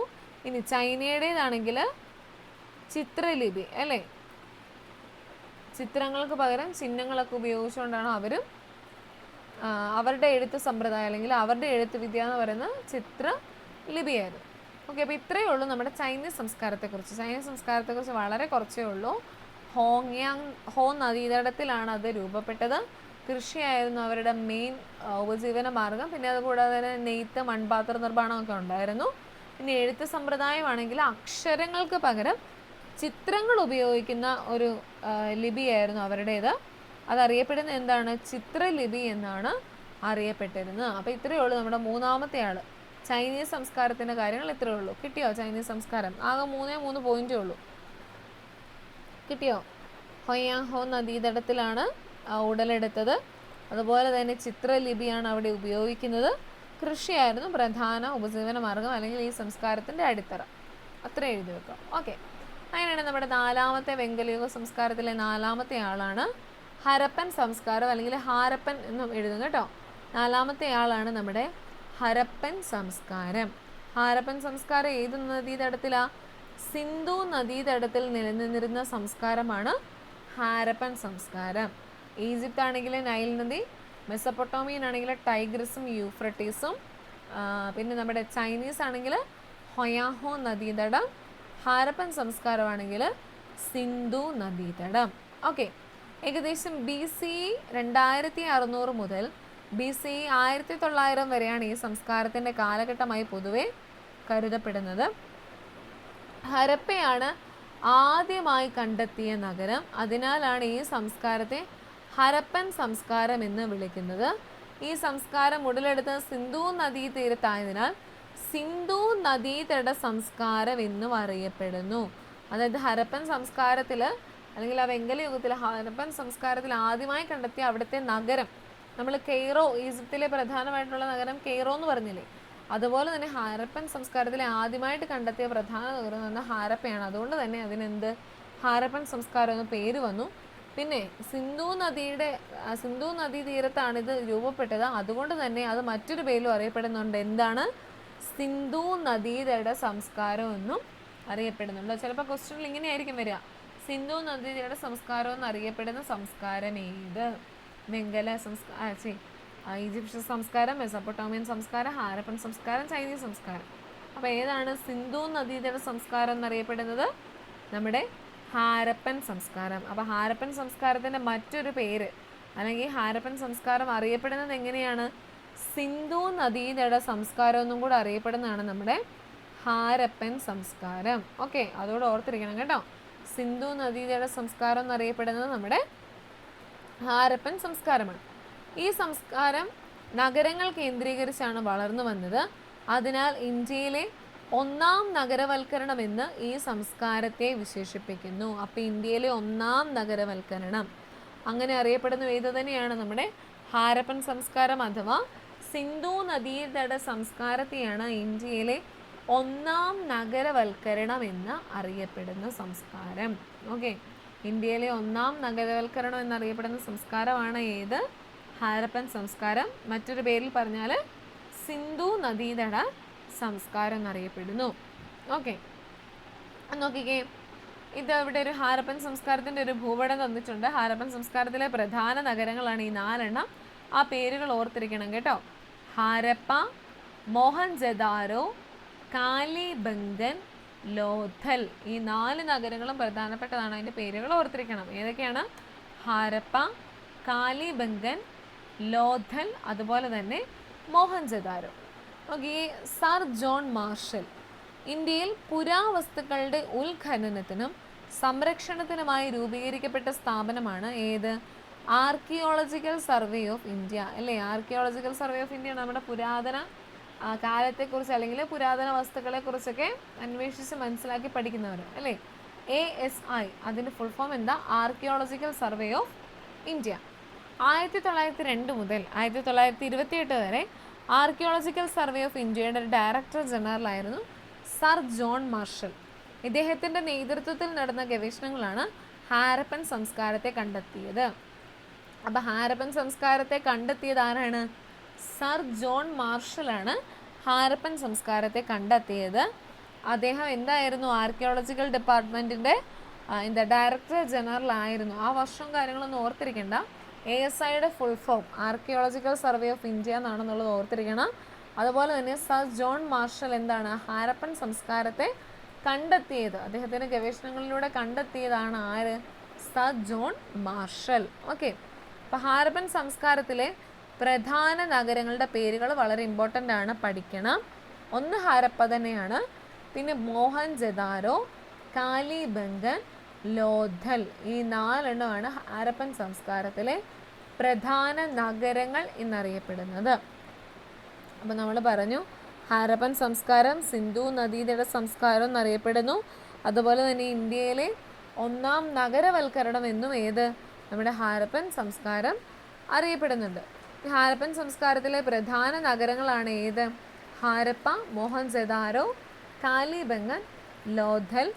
ഇനി സർ ജോൺ മാർഷലാണ് നമ്മുടെ ഈ ഹാരപ്പൻ സംസ്കാരത്തെ കണ്ടെത്തിയത്. തൻ്റെ ഗവേഷണങ്ങളിലൂടെ ഹാരപ്പൻ സംസ്കാരത്തെ കണ്ടെത്തിയത് സർ ജോൺ മാർഷലായിരുന്നു. ഭൂപടം നിരീക്ഷിച്ച് പ്രധാന നഗരങ്ങളൊക്കെ എഴുതാൻ പറഞ്ഞിട്ടുണ്ട്. മോഹൻജദാരോ, പിന്നെ ഹരപ്പയുണ്ട്, കാലിബംഗനുണ്ട്, ലോഥലുണ്ട്. ഇതായിരുന്നു നമ്മുടെ ഹാരപ്പൻ സംസ്കാരത്തിലെ പ്രധാന നഗരങ്ങൾ. ഓക്കെ, ഇനി നഗരാസൂത്രണം. ഹാരപ്പൻ സംസ്കാരത്തിൻ്റെ പ്രധാന സവിശേഷതയാണ് നഗരാസൂത്രണം. തെരുവുകളുടെ ഇരുവശങ്ങളിലുമായാണ് അവർ വീടുകൾ നിർമ്മിച്ചിരുന്നത്. ചുട്ടെടുത്ത ഇഷ്ടികകളാണ് നിർമ്മാണ പ്രവർത്തനങ്ങൾക്കായി അവർ ഉപയോഗിച്ചിരുന്നത്. അഴുക്കുചാൽ സമ്പ്രദായം ഹാരപ്പൻ സംസ്കാരത്തിൻ്റെ മറ്റൊരു പ്രധാന സവിശേഷതയായിരുന്നു. വീടുകളിൽ നിന്നുള്ള മലിനജലം തെരുവിലെ അഴുക്കുചാലുകളിലൂടെ നഗരത്തിന് പുറത്തേക്ക് ഒഴുകിക്കൊണ്ട് പോകുന്ന തരത്തിലായിരുന്നു നഗരങ്ങളുടെയും അഴുക്കുചാലുകളുടെയും ആസൂത്രണം. നമ്മൾ ഈ സിഗൂറാത്തുകൾ മെസപ്പൊട്ടേമിയൻ സംസ്കാരത്തിലെ പ്രധാന സവിശേഷതയായിരുന്നു അല്ലേ. ഈജിപ്തിൻ്റെ ആണെങ്കിൽ പിരമിഡുകളും മമ്മിയും, അത് ഈജിപ്തുമായിട്ട് ബന്ധപ്പെട്ട പ്രധാന സവിശേഷതയായിരുന്നു. അതുപോലെ തന്നെ ഹാരപ്പൻ സംസ്കാരത്തിൻ്റെ പ്രധാന സവിശേഷതയാണ് നഗരാസൂത്രണവും അതുപോലെ തന്നെ അഴുക്കുചാൽ സമ്പ്രദായവും. പിന്നെ ഈ ചുട്ടെടുത്ത ഇഷ്ടികകൾ ഉപയോഗിച്ചാണ് അവർ വീട് നിർമ്മിച്ചിരുന്നു എന്നുള്ള കാര്യം വളരെ ഇമ്പോർട്ടൻ്റ് ആണ് കേട്ടോ. നഗരാസൂത്രണമുണ്ട്, ചുട്ടെടുത്ത ഇഷ്ടികകളുണ്ട്, അതുപോലെ തന്നെ അഴുക്കുചാൽ സമ്പ്രദായവും ആരുമായിട്ട് ബന്ധപ്പെട്ടതാണ് നമ്മുടെ ഹാരപ്പൻ സംസ്കാരവുമായിട്ട് ബന്ധപ്പെട്ടതാണ് ഈ 3 കാര്യങ്ങൾ. ഓക്കെ, ഇനി മോഹൻജദാരോയിലെ വലിയ കുളത്തിൻ്റെ അവശിഷ്ടങ്ങൾ. അതായത് നമ്മൾ പറഞ്ഞു ഹാരപ്പൻ സംസ്കാരത്തിലെ പ്രധാന നഗരമാണ് മോഹൻജദാരോ. അപ്പോൾ അവിടുത്തെ ഒരു വലിയ കുളമുണ്ട്. ഹാരപ്പൻ സംസ്കാരത്തിലെ പ്രധാന നഗരമായിരുന്നു മോഹൻജദാരോ. വലിയ കുളമാണ് ഈ നഗരത്തിലെ ഏറ്റവും സവിശേഷമായ നിർമ്മിതി. ഈ കുളത്തിലേക്ക് ഇറങ്ങാൻ ഇരുവശങ്ങളിലും പടവുകളും കുളിക്കുവാനായി കുളിമുറികളും ഉണ്ടായിരുന്നു. ശുദ്ധജലം നിറയ്ക്കാനും മലിനജലം പുറത്തേക്ക് ഒഴുകാനുള്ള സംവിധാനം ഇവിടെ നിലനിന്നിരുന്നു. കണ്ടോ മോഹൻജദാരോ, ആ ഒരു പിക്ചർ കണ്ടോ, മൊത്തത്തിലൊരു ഓപ്പൺ ഏരിയ ആയിട്ടാണ് അത് ഇരിക്കുന്നത് തന്നെ.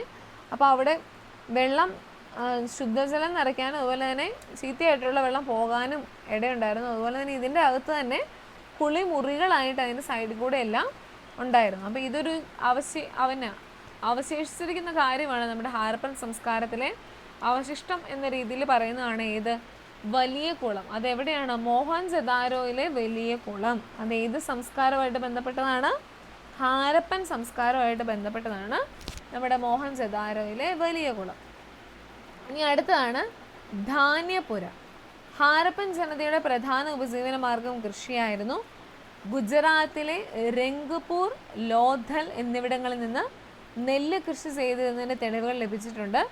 ഹാരപ്പയിൽ കണ്ടെത്തിയ പ്രധാന ചരിത്രശേഷിപ്പാണ് ധാന്യപുര. ധാന്യങ്ങൾ സംഭരിക്കാനും സൂക്ഷിക്കാനുമാണ് ഇത് ഉപയോഗിച്ചിരുന്നത്. അപ്പം ധാന്യപുര അല്ലെങ്കിൽ ധാന്യപുരയുടെ അവശിഷ്ടങ്ങൾ കണ്ടെത്തിയിരുന്നത് ഏത് സംസ്കാരവുമായിട്ട് ബന്ധപ്പെട്ടതാണ്? ഹാരപ്പൻ സംസ്കാരവുമായിട്ട് ബന്ധപ്പെട്ടു. അപ്പോൾ ഹാരപ്പനുമായിട്ട് കുറേ സവിശേഷതകളുണ്ട്. നഗരാസൂത്രണമുണ്ട്, പിന്നെ ചുട്ടെടുത്ത ഇഷ്ടികൾ കൊണ്ടാണ് അവർ വീടുകൾ നിർമ്മിച്ചിരുന്നതെന്ന് പറഞ്ഞു. അതുപോലെ തന്നെ അഴുക്കുചാൽ സമ്പ്രദായം ഉണ്ടായിരുന്നു. പിന്നെ മോഹൻജദാരോയിൽ വലിയ കുളം, അതുപോലെ തന്നെ ധാന്യപുര. ഇതെല്ലാം ആരുമായിട്ട് ബന്ധപ്പെട്ടതാണ്? നമ്മുടെ ഹാരപ്പൻ സംസ്കാരവുമായിട്ട് ബന്ധപ്പെട്ടതാണ്. എനിക്ക് അവിടുത്തെ കരകൗശല വിദ്യകൾ, ഹാരപ്പൻ ജനത കരകൗശല വിദ്യയിൽ വൈദഗ്ധ്യമുള്ളവരായിരുന്നു. അവരുണ്ടാക്കിയ കരകൗശല വിദ്യകളാണ് എന്തൊക്കെയുണ്ട്? കളിപ്പാട്ടമുണ്ട്, മുദ്രകളുണ്ട്, ആഭരണങ്ങളുണ്ട്, മൺപാത്രമുണ്ട്, നർത്തകിയുടെ വെങ്കല പ്രതിഭ. അത് ഏതൊക്കെയാണെന്നാണ് കരകൗശല വിദ്യ എന്തൊക്കെയാണ് നിർമ്മിച്ചിരിക്കുന്നതെന്നാണ് ജസ്റ്റ് ആ തന്നിരിക്കുന്ന പിക്ചറിൽ ഉള്ളത് ഇങ്ങോട്ട് താഴോട്ട് എടുത്തെഴുതാനേ ഉള്ളൂ. കളിപ്പാട്ടങ്ങളുണ്ട്, മുദ്രകളുണ്ട്, വെങ്കല പ്രതിമയുണ്ട്, ആഭരണങ്ങളുണ്ട്, മൺപാത്രമുണ്ട്. അപ്പോൾ അത്രയാണ് അവരുടെ കരകൗശല വിദ്യകൾ. നോക്കിയ സ്വർണവും വെള്ളിയും മുത്തുകളും ചിപ്പികളും കൊണ്ടുണ്ടാക്കിയ മാലകളും കൈവളകളും കർണാഭരണങ്ങളും ഇവർക്കിടയിൽ പ്രചാരത്തിലുണ്ടായിരുന്നു. കളിമണ്ണ് കൊണ്ടും ശിലകൾ കൊണ്ടും അവർ മുദ്രകൾ നിർമ്മിച്ചിരുന്നു. ഹാരപ്പൻ നഗരങ്ങളിൽ നിന്നും കണ്ടെത്തിയ കളിപ്പാട്ടങ്ങൾ, മൺപാത്രങ്ങൾ, വെങ്കല പ്രതിമ എന്നിവയെല്ലാം ഹാരപ്പൻ ജനതയുടെ കലാവൈദഗ്ധ്യം പ്രകടമാക്കുന്നു. ഇനി അടുത്തതാണ് ഹാരപ്പൻ സംസ്കാരത്തിനും എന്തുണ്ടായിരുന്നു? എഴുത്ത് വിദ്യ ഉണ്ടായിരുന്നു. ഹാരപ്പൻ ജനതയ്ക്ക് അവരുടേതായ എഴുത്ത് രീതി ഉണ്ടായിരുന്നു. അക്ഷരങ്ങൾക്ക് പകരം ചിഹ്നങ്ങളാണ് അവർ എഴുതാനായി ഉപയോഗിച്ചിരുന്നത്. മുദ്രകളിലാണ് അവരുടെ എഴുത്ത് വിദ്യ ഏറ്റവും അധികം കാണപ്പെട്ടിരുന്നത്. അവർ അക്ഷരങ്ങളല്ല ഉപയോഗിച്ചിരുന്നത്, എന്താണ്? ചിഹ്നങ്ങൾ അല്ലെങ്കിൽ മുദ്രകളാണ് അവർ എഴുത്ത് വിദ്യക്കായിട്ട് ഉപയോഗിച്ചിരുന്നത്. മെസ്സപ്പൊട്ടോമിയയുടെ ആണെങ്കിൽ ക്യൂണിക്സ് ലിപി, ഈജിപ്തിൻ്റെ ആണെങ്കിൽ ഹൈറോഗ്ലിഫിക്സ് ലിപി, ചൈനീസ് സംസ്കാരത്തിൻ്റെ ആണെങ്കിൽ ചിത്രലിപി, ലാസ്റ്റത്തെ നമ്മുടെ ഹാരപ്പൻ സംസ്കാരത്തിൻ്റെതാണെങ്കിൽ ചിഹ്നങ്ങൾ അല്ലെങ്കിൽ മുദ്രകളാണ് അവർ ഉപയോഗിച്ചിരുന്നത് എഴുതാൻ വേണ്ടിയിട്ട്. ഇനി ഹാരപ്പൻ സംസ്കാരത്തിൻ്റെ തകർച്ച, അതായത് നമ്മൾ ഇത്രയും കുറേ സവിശേഷതകളുള്ള ഒരു സംസ്കാരം എന്ന് പറഞ്ഞാൽ ഏതാണത്? നമ്മൾ ഇത്രയും 4 പഠിച്ചതിൽ ഹാരപ്പൻ സംസ്കാരമാണ് കുറേ സവിശേഷതകളുള്ളത്. പക്ഷെ ആ ഹാരപ്പൻ സംസ്കാരം എന്താണ്? തകർന്നുപോയി. ഏകദേശം BC 1900 കൂടി ഹാരപ്പൻ നഗരങ്ങൾ തകർച്ചയെ നേരിട്ടു. അതിന് ആ ഹാരപ്പൻ സംസ്കാരത്തിൻ്റെ തകർച്ചയ്ക്ക് കാരണമായിട്ടുള്ളത് കാലാവസ്ഥാ വ്യതിയാനം, നിരന്തരമുണ്ടായ പ്രളയം, വനനശീകരണം, ഭൂമിയുടെ അമിതമായ ഉപയോഗം. ഇതെല്ലാം എന്താണ്? ഹാരപ്പൻ സംസ്കാരത്തിൻ്റെ തകർച്ചയ്ക്ക് കാരണമായിട്ടുള്ളതാണ് എന്ത്? കാലാവസ്ഥാ വ്യതിയാനം, നിരന്തരമുണ്ടായ പ്രളയം, വനനശീകരണം, ഭൂമിയുടെ അമിതമായ ഉപയോഗം. ഇതെല്ലാം ഹാരപ്പൻ സംസ്കാരത്തിൻ്റെ തകർച്ചയ്ക്ക് കാരണമായ കാര്യങ്ങളാണ്. പ്രാചീന കാലത്തെ മനുഷ്യ ചരിത്രത്തെ രേഖപ്പെടുത്തുക എന്നത് ഏറെ ദുഷ്കരവും സമഗ്രവുമായ പ്രവൃത്തിയാണ്. എഴുതപ്പെട്ട തെളിവുകളൊന്നും ലഭ്യമല്ലാത്ത ചരിത്രാതീത കാലഘട്ടങ്ങളിലെ മനുഷ്യരെക്കുറിച്ചും അവരുടെ ജീവിതത്തെക്കുറിച്ചും പഠിക്കാൻ ചരിത്രശേഷിപ്പുകളായ പുരാവസ്തു തെളിവുകൾ മാത്രമാണ് നമുക്ക് ആശ്രയം. ഇത്തരം തെളിവുകൾ വിശകലനം ചെയ്താണ് ചരിത്രകാരർ മനുഷ്യരുടെ ഉൽപ്പത്തി മുതലുള്ള ചരിത്രം രേഖപ്പെടുത്തിയിരിക്കുന്നത്. ദശലക്ഷക്കണക്കിന് വർഷങ്ങൾക്ക് മുൻപ് രൂപപ്പെട്ട മനുഷ്യരെക്കുറിച്ച് ഫോസിൽ അവശിഷ്ടങ്ങൾ തെളിവുകൾ നൽകുമ്പോൾ ശിലായുധങ്ങളും ഉപകരണങ്ങളും ഗുഹാചിത്രങ്ങളും ശിലായുഗ കാലത്തെ മനുഷ്യരെക്കുറിച്ച് നമ്മോട് പറയുന്നു. നവീന ശിലായുഗ കാലത്തെ കൃഷിയുടെ ആരംഭവും സ്ഥിരവാസ കേന്ദ്രങ്ങളുടെ വികാസവും മാനവ ചരിത്രത്തിൽ നാഴികക്കല്ലുകളായിരുന്നു. വെങ്കല യുഗത്തിൽ ലോകത്തിന്റെ വിവിധ ഭാഗങ്ങളിൽ രൂപപ്പെട്ട സംസ്കാരങ്ങൾ അക്കാലഘട്ടത്തിൽ മനുഷ്യർ കൈവരിച്ച നേട്ടങ്ങളുടെ ചരിത്രം നമുക്ക് കാട്ടിത്തരുന്നു. പ്രാചീന സംസ്കാരങ്ങളിൽ രൂപപ്പെട്ട രീതികളും അറിവുകളുമാണ് ഇന്നത്തെ സംസ്കാരത്തിന് അടിത്തറ. ഭൂതകാലത്തെക്കുറിച്ചുള്ള ഇത്തരം ഓർമ്മപ്പെടുത്തലുകൾ നമുക്ക് ഭാവിയിലേക്കുള്ള ചവിട്ടുപടിയാക്കാം. ഇത്രയാണ് നമ്മുടെ ഈ ഒരു യൂണിറ്റുമായിട്ട് ബന്ധപ്പെട്ട കാര്യങ്ങൾ. നമ്മുടെ ലാസ്റ്റത്തെ ഹാരപ്പൻ സംസ്കാരത്തിലെ കുറേ കാര്യങ്ങളെന്ന് പറഞ്ഞാൽ എന്താണ്? സിന്ധു നദിയുടെ സംസ്കാരം എന്നറിയപ്പെടുന്നുണ്ട്, കാരണം അത് സിന്ധു നദീതടത്തിലാണ് രൂപപ്പെട്ടത്. പിന്നെ എന്താണ്? ഇന്ത്യയിലെ 1ാം നഗരവൽക്കരണം എന്നറിയപ്പെടുന്നു. പ്രധാന നഗരങ്ങൾ ഹാരപ്പ, മോഹൻജദാരോ, കാലിബംഗൻ, ലോഥൽ. സർ ജോൺ മാർഷലാണ് ഹാരപ്പൻ സംസ്കാരം ഇവിടെ ഉണ്ടായിരുന്നു എന്ന് തൻ്റെ ഗവേഷണങ്ങളിലൂടെ കണ്ടെത്തി, അല്ലെങ്കിൽ അതിൻ്റെ പ്രത്യേകതകളൊക്കെ കണ്ടെത്തിയത് സർ ജോൺ മാർഷൽ ആയിരുന്നു. പിന്നെ നഗരാസൂത്രണത്തിലാണെങ്കിൽ നഗരാസൂത്രണമുണ്ട്, അഴുക്കുചാൽ സമ്പ്രദായമുണ്ട്, ചുട്ടെടുത്ത ഇഷ്ടികൾ കൊണ്ടാണ് വീടുകൾ നിർമ്മിച്ചിരുന്നത്. ഇതെല്ലാം ഹാരപ്പൻ സംസ്കാരത്തിൻ്റെ പ്രധാന സവിശേഷതകളായിരുന്നു. അതുപോലെ തന്നെ വലിയ കുളം, അതെവിടെയാണ് കാണപ്പെടുന്നത്? മോഹൻജദാരോയിലാണ് വലിയ കുളം കാണപ്പെടുന്നത്. പിന്നെ ധാന്യപുര, അതും നമ്മുടെ ഹാരപ്പൻ സംസ്കാരത്തിൻ്റെ അവശിഷ്ടം എന്ന രീതിയിൽ പറയാം. പിന്നെ കരകൗശല വിദ്യകളിലെല്ലാം അവർ കേമന്മാരായിരുന്നു നമ്മുടെ ഹാരപ്പൻ ജനത, അല്ലെങ്കിൽ ഹാരപ്പൻ സംസ്കാരത്തിൽ ജീവിച്ചിരുന്നവർ. എഴുത്ത് വിദ്യ എന്ന് പറയുമ്പോൾ ചിഹ്നങ്ങൾ അല്ലെങ്കിൽ മുദ്രകൾ ഉപയോഗിച്ചുകൊണ്ടുള്ള എഴുത്ത് സമ്പ്രദായമായിരുന്നു ആരുടേത്? നമ്മുടെ ഹാരപ്പൻ സംസ്കാരത്തിൻ്റേത്.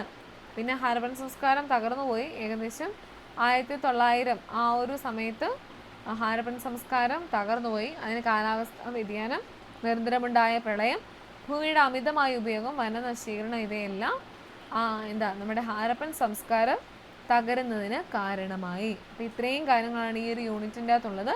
വളരെ ഇമ്പോർട്ടൻ്റ് ആണ്. നമ്മുടെ ശിലായുഗം 3ആയിട്ട് തിരിച്ചിരിക്കുന്നു. പ്രാചീന ശിലായുഗം, മധ്യശിലായുഗം, അതുപോലെ തന്നെ നവീന ശിലായുഗം. അതിലെ സവിശേഷതകൾ എപ്പോഴും വീണ്ടും വീണ്ടും പറയുന്നത് വളരെ ഇമ്പോർട്ടൻ്റ് ആണ്, അത് പഠിക്കണം. അതുപോലെ തന്നെ പരിണാമ സിദ്ധാന്തം ആരുമായിട്ട് ബന്ധപ്പെട്ടതാണ്? നമ്മുടെ ചാൾസ് ഡാർവിനുമായിട്ട് ബന്ധപ്പെട്ടതാണ്. പിന്നീട് നമ്മൾ കണ്ടു മനുഷ്യർ അവരുടെ വികാസം പ്രാപിച്ച് മാറിക്കൊണ്ടിരുന്നു. പിന്നീട് ലോഹയുഗമായി, പിന്നീട് വെങ്കലയുഗമായി. ആ വെങ്കലയുഗത്തിൽ നിന്നാണ് പിന്നീട് കൂടുതലധികം മാറ്റങ്ങൾ ഉണ്ടായത്. 4 സംസ്കാരങ്ങൾ രൂപപ്പെട്ടു. മെസപ്പൊട്ടോമിയൻ സംസ്കാരം, ഈജിപ്ഷ്യൻ സംസ്കാരം, ഹാരപ്പൻ സംസ്കാരം, ചൈനീസ് സംസ്കാരം. മെസപ്പൊട്ടോമിയ ആണെങ്കിൽ അവിടുത്തെ ലിപി ഏതാണ്? ക്യൂണിഫോം ലിപി. ഈജിപ്ഷ്യൻ സംസ്കാരമാണെങ്കിൽ എന്താണ്? ഹൈറോഗ്ലിഫിക്സ് ലിപി. ചൈനീസ് ആണെങ്കിൽ എന്താണ്? ചിത്രലിപി. ഹാരപ്പൻ ആണെങ്കിൽ എന്താണ്? ഒന്നെങ്കിൽ ചിഹ്നങ്ങൾ അല്ലെങ്കിൽ എന്താണ്? മുദ്രകൾ ഉപയോഗിച്ചുള്ള എഴുത്ത് സമ്പ്രദായമായിരുന്നു ഹാരപ്പൻ. അപ്പോൾ അത് പഠിക്കണം കേട്ടോ, വളരെ ഇമ്പോർട്ടൻ്റ് ആണ് അതിലെ സവിശേഷതകളും. മെസപ്പൊട്ടോമിയ ആണെങ്കിൽ 2 നദികളുണ്ട് അല്ലേ? ഈ ഒരു പിക്ചറിൻ്റെ അകത്തു നിന്ന് നമുക്കെല്ലാം എടുക്കാം. മെസപ്പൊട്ടോമിയ ആണെങ്കിൽ 2 നദികളുണ്ട്. 2 നദികൾക്കിടയിലുള്ള പ്രദേശം യൂഫ്രട്ടീസും ടൈഗ്രസും അല്ലേ? ഈജിപ്ത് ആണെങ്കിൽ നമ്മൾ പഠിച്ചു നൈൽ നദി. ചൈനീസ് ആണെങ്കിൽ ഹൊയാഹോ നദിയാണ് നമ്മുടെ ചൈനീസിൻ്റേത്. ഹാരപ്പൻ സംസ്കാരമാണെങ്കിൽ അത് മറ്റ് ഒരു പേരിലും കൂടെ അറിയപ്പെടുന്നു. എന്ത് പേരിലാണ്? സിന്ധു നദീതട സംസ്കാരം എന്നറിയപ്പെടുന്നു. അതുപോലെ തന്നെ സിന്ധു നദിയുടെ തീരത്താണ് നമ്മുടെ ഹാരപ്പൻ സംസ്കാരം രൂപപ്പെട്ടത്. ഇനി അതിൻ്റെ ഓരോന്നിൻ്റെയും പ്രത്യേകതകൾ പഠിക്കണം കേട്ടോ, വളരെ ഇമ്പോർട്ടൻ്റ് ആണ്. ആ ലിപികളുടെ പ്രത്യേകതകൾ, അതിൻ്റെ സവിശേഷതകൾ, ഓരോരുത്തരും നൽകിയ സംഭാവനകൾ, ഇതെല്ലാം വളരെ ഇമ്പോർട്ടൻ്റ് ആണ്.